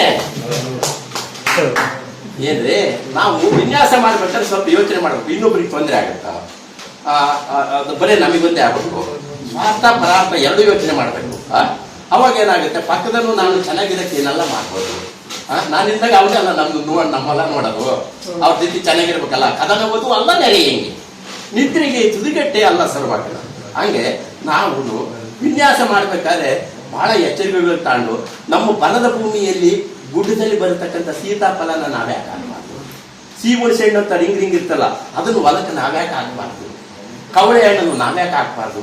ಕವಳೆ ಹಣ್ಣಿನಲ್ಲಿ ಹಿಮೋಗ್ಲೋಬಿನ್ ಜಾಸ್ತಿ ಇದೆ, ಕೆರೋಟಿನ್ ಜಾಸ್ತಿ ಇದೆ, ಐರನ್ ಜಾಸ್ತಿ ಇದೆ. ಮಹಿಳೆಯರ ಋತುಚಕ್ರದ ಎಲ್ಲಾ ಸಮಸ್ಯೆಗಳಿಗೂ ರಾಮಬಾಣ. ಒಬ್ಬ ಮಹಿಳೆ ಬೆಂಗಳೂರು ಬೇಳಕ್ಕೆ ಹೋದಾಗ ಅರ್ಧ ಗಂಟೆ ನನಗೆ ಪಾಠ ಮಾಡ. ಅವಾಗ ಗೊತ್ತಾಯ್ತು. ನಾನು ನಮ್ಮ ಅಡವಿಗೆ ಹೋದೆ, ಕವಳೆ ಹಣ್ಣು ತಂದೆ, ಜಾಮ್ ಮಾಡಿದೆ, ಕಾಯಿ ತಂದೆ, ಉಪ್ಪಿನಕಾಯಿ ಮಾಡಿದೆ, ಪುಡಿ ಚಟ್ನಿ ಮಾಡಿದೆ, ನಮ್ಮ ಅಂಗಡಿಗೆ ಇಟ್ಟು ಮಾರ್ತೀನಿ. ಈಗ ನಾನು ಹೋಗಿ ಹಣ್ಣು ತಂದಿದ್ದೀನಿ, ನಮ್ಮದೇ ಒಂದು ಗುಂಪು ಕಟ್ಟಿದ್ದೀವಿ, ಸಸಿನ ಬೆಳೆಸ್ತಾ ಇದ್ದೀವಿ, ಬೌಂಡ್ರಿಗೆ ಹಾಕಿ ಮಾಡಿ. ಹಿಂಗೆ ನಾವು ಎಲ್ಲದೂ ಇವರೇ ಕೊಡ್ಲಿ, ಇವರೆಲ್ಲ ಸೇರಿಸಿದಕ್ಕಲ್ರಿ ನೀವೆಲ್ಲ ಬಂದಿರೋದು, ನೀವೆಲ್ಲ ಬಂದಿರಿ ಅಂತ ನಾವು ಬಂದಿದ್ದೀವಿ. ಹೌದಲ್ಲ? ಮಾತೃದೇವೋಭವ ಅಂದ್ವಿ, ಪಿತೃದೇವೋಭವ ಅಂದ್ವಿ, ಆಚಾರ್ಯ ದೇವೋಭವ ಅಂದ್ವಿ, ಜೊತೆಗೆ ಪರಸ್ಪರ ದೇವೋಭವ. ನಿಮ್ಮಲ್ಲಿ ಏನೇನೋ ಇದೆ, ನಮಗೆ ಗೊತ್ತು, ಮಾತಾಡಿದಾಗ ಗೊತ್ತಾಗುತ್ತೆ. ಅವಾಗ ನಿಮ್ಮಿಂದ ನಾವು ಕಲಿತೀವಿ, ನಮ್ಮಿಂದ ನೀವು ಕಲಿತೀವಿ. ಇದು ಪರಸ್ಪರ ದೇವೋಭವ. ಎಲ್ಲರೂ ನೀವೇ. ಭೂಮಿನ ತಾಯಿ ಅಂತೀವಿ, ದೇವ್ರಂತೀವಿ. ದೇವ್ರಂದ ಮೇಲೆ ಈ ಭೂಮಿ ತಾಯಿ ಮಕ್ಕಳೆಲ್ಲ ಎಲ್ಲರೂ ನೀವೆಲ್ಲರೂ ನೀವೆಲ್ಲ ದೇವರಾಗಲಿಲ್ಲ. ನಾವು ರಾಕ್ಷಸತ್ವದ ಕಡೆಗೆ ಹೋಗ್ಬೇಕಾ, ದೈವತ್ವದ ಕಡೆಗೆ ಹೋಗ್ಬೇಕಾ? ನಾವೇ ಯೋಚನೆ ಮಾಡಬೇಕು. ಈ ರೀತಿ ನಾವು ಪರಸ್ಪರ ದೇವೋಭವ ಅಂತಲೂ ಇದೆ. ಅದನ್ನ ನಾವು ಅರ್ಥ ಮಾಡ್ಕೊಂಬಂದ್ರೆ ಒಬ್ರಿಗೊಬ್ರು ಈ ಕೃಷಿಯಲ್ಲಿ ಬರೆಯೋ ಸಮಸ್ಯೆಗಳಿಗೆ ಒಬ್ರಿಗೊಬ್ರು ಇಂಥ ಚರ್ಚಾಗೋಷ್ಠಿಗಳು, ಇಂಥ ವಿಚಾರ ಸಂಕಿರಣಗಳು ನಮಗೆ ಬಹಳ ಶಕ್ತಿ ತುಂಬುತ್ತದೆ. ಇವೆಲ್ಲ ನಮಗೆ ತಿಮ್ಮಪ್ಪನ ಗುಡಿ ಇದ್ದಂಗೆ. ಇದು ದೊಡ್ಡದೇ ಉಳಿ ಅಲ್ಲಿ ಸಣ್ಣ ಇರ್ತಾವಲ್ಲ, ಅವೆಲ್ಲ ಸಣ್ಣ ದೇವರು. ನಾವಿಬ್ಬರು ಸೇರ್ಬೇಕು. ಸೇರದೆ ಆಗ ಸಮೃದ್ಧಿ. ಅವರು ನಮಗೆ ಹೇಗೆ ಇದ್ದಾರೆ, ನಾವು ಚೆನ್ನಾಗಾದ್ರೆ ಅವ್ರಿಗೂ ಖುಷಿ. ಈ ರೀತಿ ಇದು ನನ್ನ ಕೃಷಿ ಕತೆ. ನಾನು ರೈತನಾಗಿರೋದ್ರಿಂದ ಗಿಡ ಮರಗಳನ್ನು ಸೂರ್ಯ ಶಕ್ತಿಯ ಒಂದು ವ್ಯವಸ್ಥೆಗಳು ಅನ್ನೋದು ಪಕ್ಕ ನಿಮಗೆ ತಿಳಿಸ್ಲಿಕ್ಕಾಗಿ ಇಷ್ಟಪಟ್ಟು ಮಾತಾಡಿಲ್ಲ. ಸೂರ್ಯ ಶಕ್ತಿ ಅದ್ಭುತ ಶಕ್ತಿ. ಕೃಷಿಯಲ್ಲಿ ನಿರಂತರ ಬಳಕೆ ಮಾಡೋದ್ರಿಂದ ನಮ್ಮ ಆದಾಯ ಎಷ್ಟೋ ಪಟ್ಟು ಹೆಚ್ಚಾಗುತ್ತೆ. ಗಿಡ ಮರಗಳನ್ನ ಹಾಕಿಬಿಟ್ರೆ ಕೃಷಿ ವೆಚ್ಚ ತಗ್ಬಿಡುತ್ತೆ. ವರ್ಷ ಕಲ್ಟಿವೇಶನ್ ಬೇಡ, ಗೊಬ್ಬರ ಬೇಡ, ಔಷಧಿ ಬೇಡ, ಏನು ಬೇಡಲ್ರಿ. ಮಾಡುವಿಕೆಯಿಂದ ಮಾಡದಿರುವ ಕಡೆಗೆ ಪಯಣ ಅಂತ ನನ್ನೊಂದು ಘೋಷವಾಕ್ಯ. ಮಾಡುವಿಕೆಯಿಂದ ಮಾಡದಿರುವ ಕಡೆಗೆ ಪಯಣ. ನಾನು ಪ್ರಯಾಣಿಸ್ಬಿಟ್ಟಿದ್ದೀನಿ. ನೀವೆಲ್ಲ ನೀವು ಕಾಪಿ ಮಾಡಿ ರ್ಯಾಂಕ್ ಬರ್ರಿ ಅಂತ ಹೇಳ್ತಾ ಇದ್ದೀನಿ. ಏನಾದ್ರು ಪ್ರಶ್ನೆಗಳು ಈ ವಿಷಯದ ಬಗ್ಗೆ? ಇದೇನು ಸಹಜ ಕೃಷಿ, ಸಾವಯವ ಕೃಷಿ ಅಂದ್ರಲ್ಲ, ಈ ವಿಷಯದ ಬಗ್ಗೆ ಮಾತಾಡಿದಷ್ಟು. ಈಗ ಗಿಡ ಎಲ್ಲಿ ಸಿಗ್ತವೆ? ಕಸಿ ಗಿಡಗಳು ನಮ್ಮ ಹತ್ರ ಈಗ 2,500 ಗಿಡಗಳು ಇದ್ದಾವೆ. 250 ರೂಪಾಯಿಗೆ ಒಂದು ಗಿಡ. ಚೌಕಾಸಿ ಇಲ್ಲ. ಕಾರಣ ಏನಪ್ಪಾ ಅಂದ್ರೆ ಅದು ಬಹಳ ನಿಧಾನಗತಿಯಲ್ಲಿ ಬೆಳೆಯುವ ಗಿಡ. ಅದು ಕಸಿ ಮಾಡೋದಕ್ಕೆ 2 ವರ್ಷದ ಸಾಯಿನ್ ಬೇಕಾಗುತ್ತೆ. 2 ವರ್ಷ ಆ ಗಿಡ ಉಳಿಸಿ ಆಮೇಲೆ ಕಸಿ ಕಟ್ಟಬೇಕು. ಹೀಗಾಗಿ ಅದ್ರ ಬೆಲೆ ಜಾಸ್ತಿ. ಆಮೇಲೆ ಒಳ್ಳೆ ದೊಡ್ಡ ಹಣ್ಣು ಬಿಡ್ತವೆ, 4 ವರ್ಷಕ್ಕೆ ಚಾಲಾಗ್ತವೆ. ಒಂದು ಕಾರು ನಾವು ಶೋರೂಮ್ ನಿಂದ ಕೆಳಗೆ ತಗೊಂಬಂದ್ರೆ ಸೆಕೆಂಡ್ ಹ್ಯಾಂಡ್, ನಮ್ಮ ಪಾಕೆಟ್ಗಳು ಗಿಡ ನಿಮ್ ಹೊಲಕ್ಕೆ ಹಿಂಗ್ ಬಿದ್ದು ಬಿಟ್ರೆ ಅದು ಫಸ್ಟ್ ಹ್ಯಾಂಡ್ ಆಗಿ ಬೆಳೀತಾ ಇರ್ತದೆ. ಇಲ್ಲಿ ಚೌಕಾಸಿ ಮಾಡ್ತೀವಿ, ಅಲ್ಲಿ ಸುಮ್ಮನೆ ಕೊಂಡು ಬರ್ತೀವಿ. ಆ ವ್ಯವಸ್ಥೆ ನೋಡಿ, ಅದು ಚೌಕಾಸಿನೇ. ಹೌದಲ್ಲ ಸರ್? ದಯವಿಟ್ಟು ನಾವು ಹೊಟ್ಟೆ ಪಾಡಿಗೆ ಏನೋ ಚೂರು ಕಮಿಷನ್ ಇಟ್ಕೊಂಡಿರ್ತೀವಿ. ಈ ಬಹಳ ಕಷ್ಟ ನರ್ಸರಿ ಮೇಂಟೈನ್ ಮಾಡೋದು. ಎಷ್ಟೋ ಗಿಡಗಳು ಸಾಯ್ತವೆ, ಉಳಿತವೆ, ಏನೇನೋ ಸಂಕಟಗಳು. ಅದನ್ನ ಹೊತ್ಕೊಂಡಂಗೆ ಗೊತ್ತು. ನಾನು 30 ಈಗ ಎಷ್ಟಾಯ್ತು, 2002ರಲ್ಲಿ ನಾನು ನರ್ಸರಿ ಮಾಡಿದ್ದೀನಿ. ಈಗ ಎಷ್ಟು ವರ್ಷ? 22 ವರ್ಷ ಆಯ್ತು. 22 ವರ್ಷದಾಗ ನನ್ನ ಅಕ್ಕಪಕ್ಕ ಒಂದು 10 ನರ್ಸರಿ ಆಗ್ಬೇಕಾಯ್ತಲ್ಲ, ಒಂದೇ ಒಂದು ಉಗುಮ ಆಗಿದ್ರಿ. ಅದು ಕಷ್ಟ ಇರೋದು ಅವ್ರಿಗೆ ಗೊತ್ತು. ಅದಕ್ಕೆ ಬೇಲದ ಹಣ್ಣು ಅಂತಂದ್ರೆ ನಾನು ಬರೀ ಬಾಯಾಗ ಮುಗಳೇ ಬಿಡೋದಲ್ಲ, ಅದಕ್ಕೆ ಶಕ್ತಿ ತುಂಬಬೇಕಂತ ಗಿಡಗಳು ನಿಮಗೆ ಕೊಡೋ ವ್ಯವಸ್ಥೆ ಮಾಡಿದೀವಿ. ಪುಕ್ಸೆಟ್ಟೆ ಜ್ಞಾನ ಅಲ್ಲ. ಇಲ್ರಿ, ಸ್ವಲ್ಪ ನೀವು ಹಾಕಿದ್ರೆ ನಿಮ್ಗೆ ಜವಾಬ್ದಾರಿ ಇರ್ತದೆ. ಗಿಡ ಉಳಿಸ್ತೀರಿ. ದುಡ್ಡು ಬಹಳ ಕೊಡ್ತಂದ್ರೆ ಏನ್ ಮಾಡ್ತೀರಿ, ನೀವು ಗಿಡ ಉಳಿಸ್ತೀರಿ. ಇಲ್ಲಂದ್ರೆ ಬೇಕಾಗಿ ಬಿಟ್ಟೆ ಮಣಿಗೋತ. ಹೌದಾ ಇಲ್ಲ? ಅದಕ್ಕಾಗಿ ಏನು 1 ಎಕರೆಗೆ 60 ಗಿಡ ಹೋಗ್ತವೆ. ಏನಪ್ಪ, ಒಂದು ಎಷ್ಟು ಸಾವಿರ ಆಗತ್ತೆ 60 ಗಿಡಕ್ಕೆ? 250 ಅಂದ್ರೆ 210 ಐತೆ, 220 ಐತೆ, 250 10 kg ಪಾಕೆಟ್ನಾಗೆ ದೊಡ್ಡ ಗಿಡ. ಅದ್ರ ಬೆಲೆ ಜಾಸ್ತಿ. ಈಗ ನನ್ನ ಮಕ್ಕಳು ನಾನು ಇದೆಲ್ಲ ಮಾಡಿದ್ದೆಲ್ಲ ಎಷ್ಟು 100 ಹಾಕಿದ್ರೆಗೆ 30 ಉಳಿದು, ಇನ್ನು ಬಹಳ ಆಗಿದ್ವಲ್ಲ. ಹೀಗೆ ಇಲ್ಲಿ ಇದೊಂದು ಬೆಳೀತಕ್ಕಂಥ ಗಿಡ, ನಮ್ಮನ್ನು ಸಮೃದ್ಧ ಮಾಡ್ತಕ್ಕಂಥ ಗಿಡ.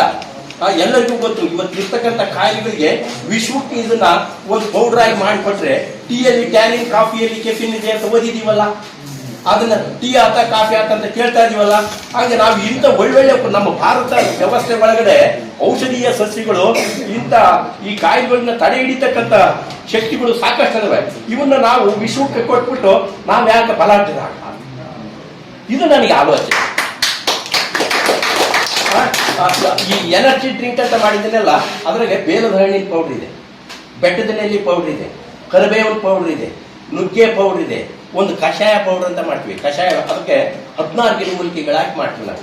ಗ್ರಂಥಿಗೆ ಅಂಗಡಿ ತರ್ತೀವಿ. ರಕ್ತಮಂಜಿಷ್ಟ, ಶತಾವರಿ, ಭದ್ರಪುಷ್ಟಿ, ವಾಯು ವಿಳಂಗ, ಲಾವಂಚ, ಸುಗಂಧಿ ಬೇರು, ಜ್ಯೇಷ್ಠಮಧು, ಜೀರಿಗೆ, ಕೊತ್ತಂಬರಿ ಎಲ್ಲ ಅದಕ್ಕೂ ಇದ್ರಿಗೆ ಸಂತುಲಿತ ಪ್ರಮಾಣದಲ್ಲಿದೆ.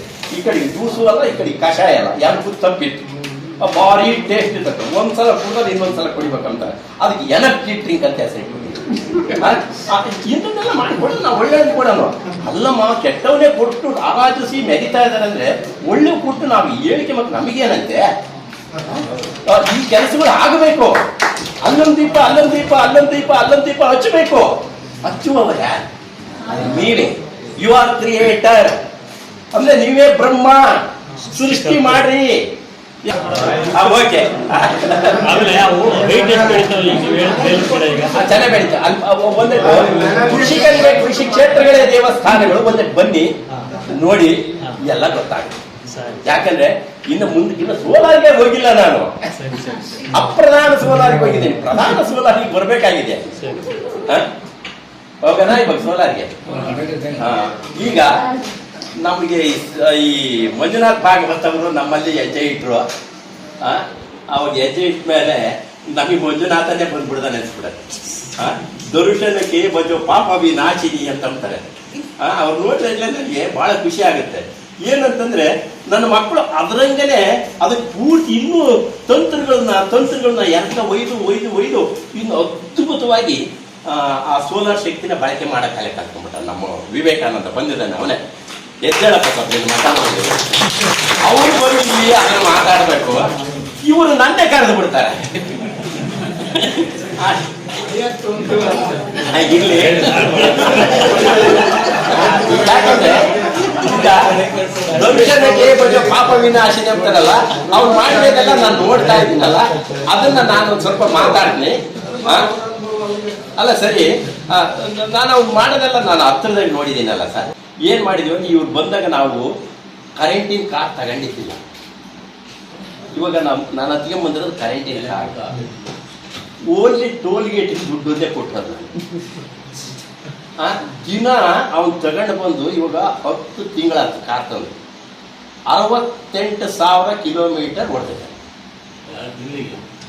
10 ತಿಂಗಳಿಗೆ 68,000 ಕಿಲೋಮೀಟರ್ ಹೊಡೆದಿದ್ದಾನೆ.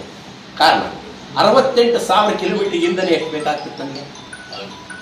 ಅಲ್ಲ 68,000 ಕಿಲೋಮೀಟರ್ನಾಗೆ ಓನ್ಲಿ ನಾವು ಕೊಟ್ಟಿರೋದು ಯಾವ್ದಕ್ಕೆ ದುಡ್ಡಪ್ಪ ಅಂದ್ರೆ ಟೋಲ್ಗೆ. ಏನ್ರಿ ಅವ್ರು ಹೇಳಿದ್ರು, ಅವರು ಕಾರ್ ತಂದಿದ್ದಿಲ್ಲ, ಅವ್ರು ಮಾಡಿದಾಗ ಕಾರ್ ತಗೊಂಡು ಬಂದ್ವಿ, ಅದ್ರದ್ದೊಂದು ಚಾರ್ಜಿಂಗ್ ಪಾಯಿಂಟ್ ಮಾಡ್ಕೊಂಡ್ವಿ. ಇವ್ರು ಕೊಟ್ಟು ಎನರ್ಜಿಯಲ್ಲೇ ಕಾರನ್ನು ನಡೆಸುತ್ತಿದ್ದೇವೆ. ತಿಂಗಳ ಒಂದು 10,000 ರೂಪಾಯಿಗಿಂತ ಹೆಚ್ಚು ನಮಗೆ ಬರೀ ಕಾರಿನಿಂದಲೇ ನಮಗೆ ಇಂಧನ ಉಳಿತಾಯ ಆಗಿದೆ. ನಿಮಗೆ ಲೆಕ್ಕ ನನಗೆ ಗೊತ್ತಿದ್ದಾಗ ನಾನು ಹೇಳ್ತಾ ಇದ್ದೀನಿ.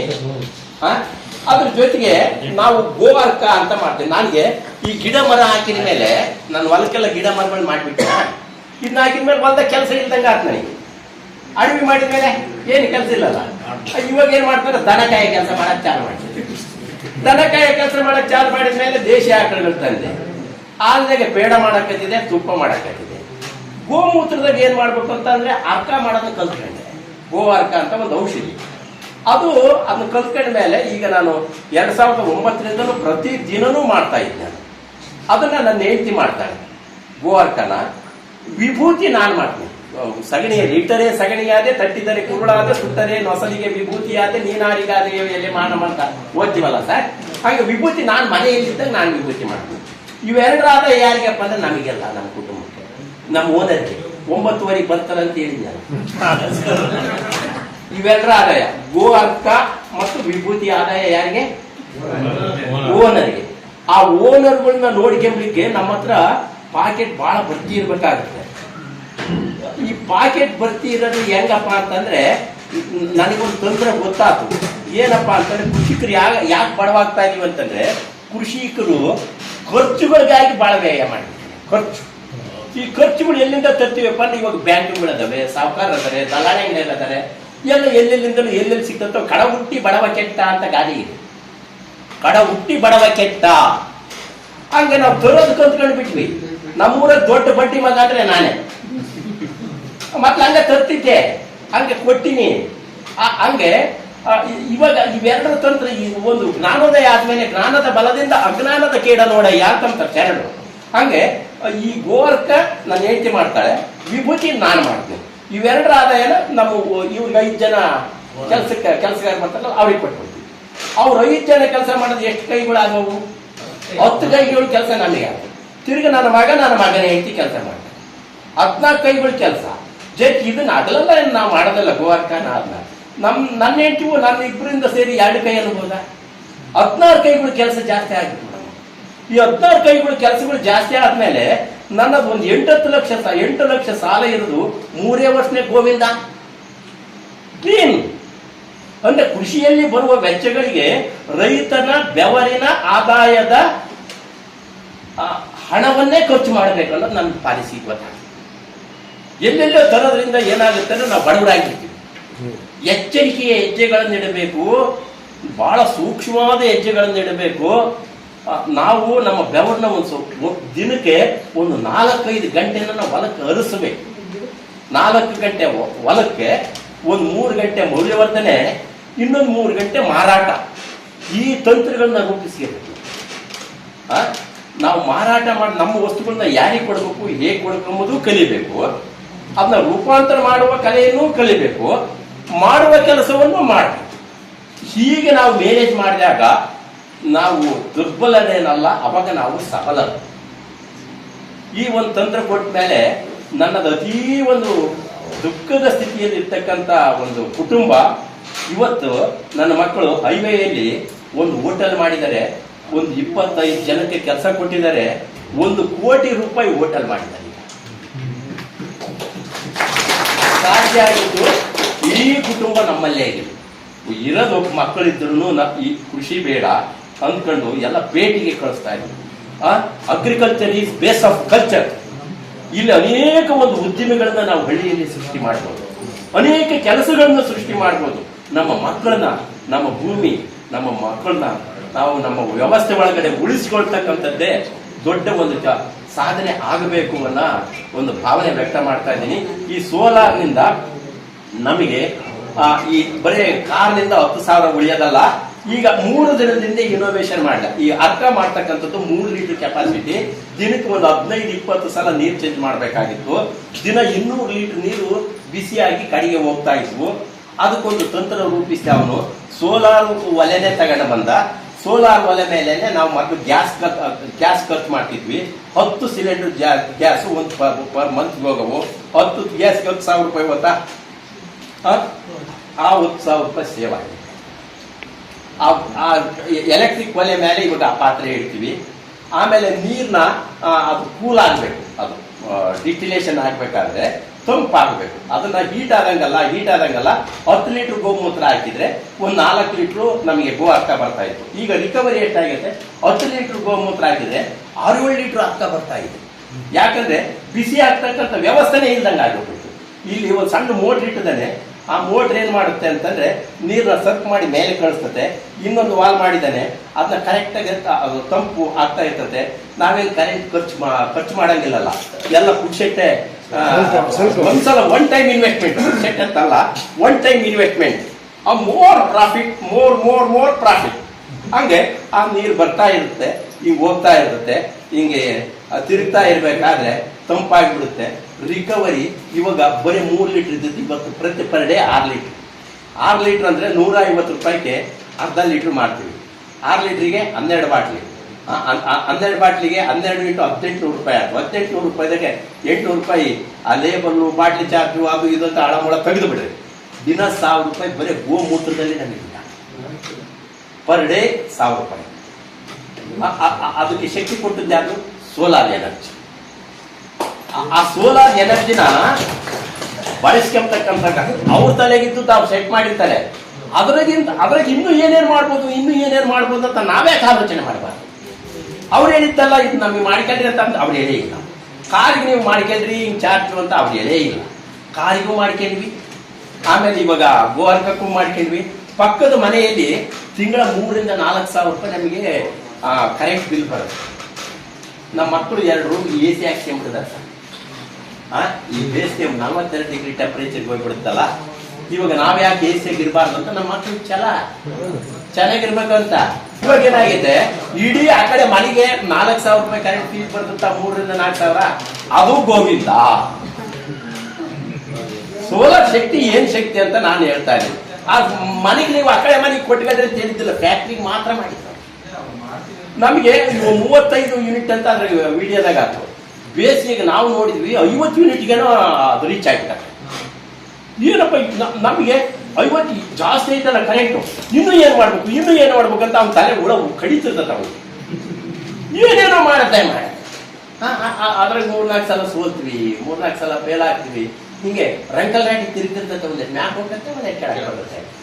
ಜೂಕಾಲಿ ಹಿಂಗೂ ಹೋಗತ್ತೆ, ಹಿಂಗೂ ಬರ್ತತೆ. ಲಾಸ್ಟ್ ಒಂದು ಸಮತ್ವದಲ್ಲಿ ನಿಲ್ತದೆ. ಈಗ ನಮ್ಮ ಮನಸ್ಸುಗಳೆಲ್ಲ ಅಷ್ಟೇ, ಜೋಕಾಲಿ ಹಿಂಗೂ ಹೋಗತ್ತೆ, ಹಿಂಗೂ ಬರ್ತಿರ್ತದೆ. ಅದನ್ನ ಸಮತ್ವಂ ಯೋಗ ಮುಚ್ಚತೆ ಅಂದ್ರೆ ನಮ್ಮದು ಪೂರ್ವಾಚಾರ್ಯರು ಸಮತ್ವಕ್ಕೆ ತಗೊಂಡ್ಬರ್ತಾರೆ. ಸಮತ್ವಕ್ಕೆ ತಂದು ಜೀವನ ಮಾಡಬೇಕು. ಹೀಗೆ ಒಂದೊಂದು ಈ ರೀತಿ ಇನೋವೇಷನ್ಗಳು ಇವಾಗ ಒಂದು ಗೋಹರ್ಕಕ್ಕೂ ಅದೇ ಆಯಿತು.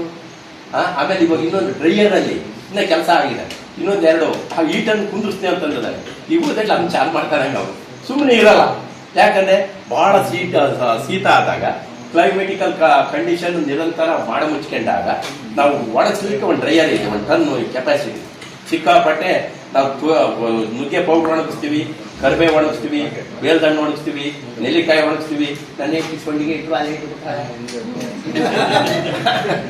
ಏನಪ್ಪ ಹಿಂಗೆ ಸೋಲಾರ್ ಡ್ರೈಯರ್, ಟನಲ್ ಡ್ರೈಯರ್ ಅಂತ ಮಾಡ್ಕೊಂಡಿದೀವಿ. ಈ ರೀತಿ ಅದಕ್ಕೂ ಇವಾಗ ಮಾಡಬೇಕಂತ ಯೋಚನೆ. ಹೀಗೆ ಇದು ಸೋಲಾರ್ ಅನ್ನೋದು ಒಂದು ಶಕ್ತಿ, ನಮಗೆ ಮಹಾನ್ ಶಕ್ತಿಯಲ್ಲಿ ಅದ್ಭುತ ಮಹಾನ್ ಶಕ್ತಿ.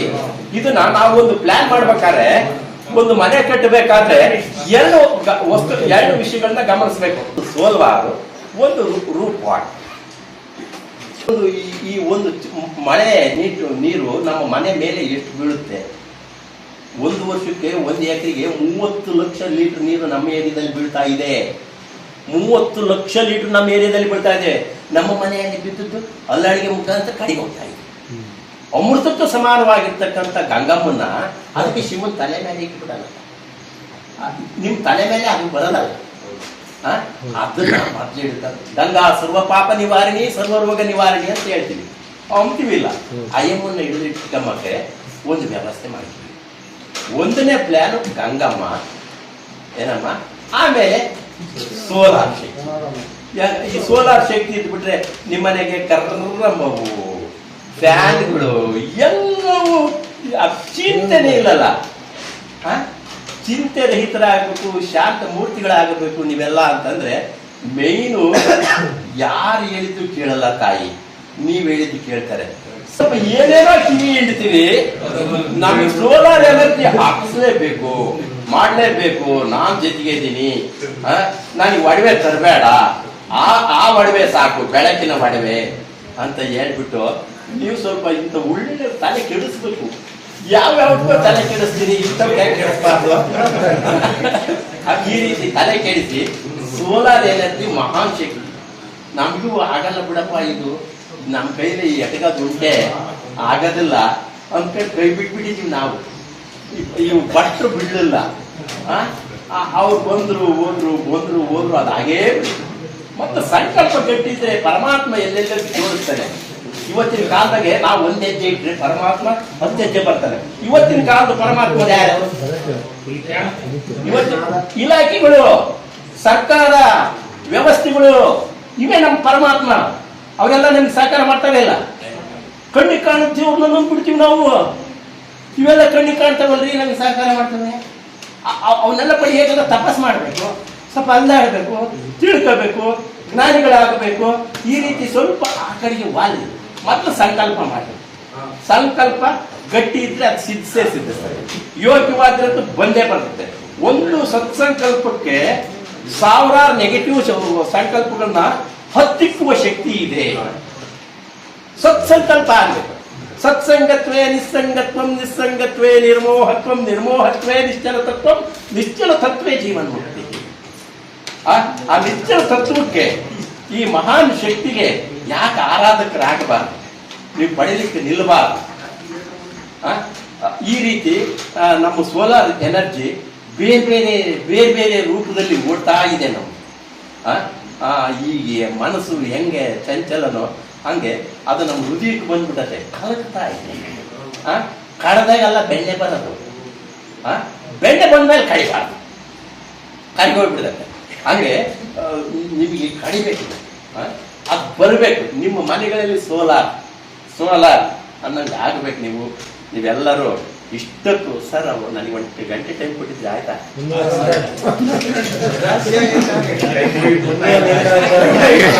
ಯಾಕಂದ್ರೆ ನಾವು ಆಟದ ಮುದ್ದೆ ವಾಡಿಗೆ ನಿದ್ದೆ ಅಂತ ಇವಾಗ ನಮಗೆ ಮುದ್ದೆನೂ ಕೊಟ್ಟಿದ್ದಾರೆ, ನಿದ್ದೆ ಎಲ್ಲಿ ಬಂದ್ಬಿಡ್ತ ನಿಮಗೆ? ಹೆಂಗಪ್ಪ ಎತ್ತಿರ್ಸೋದು ಅಂತ ನನಗೆ ನಿಮ್ಗೆ ಈಗ ಅಂದ್ರೆ ಅನ್ನಿಸ್ತು.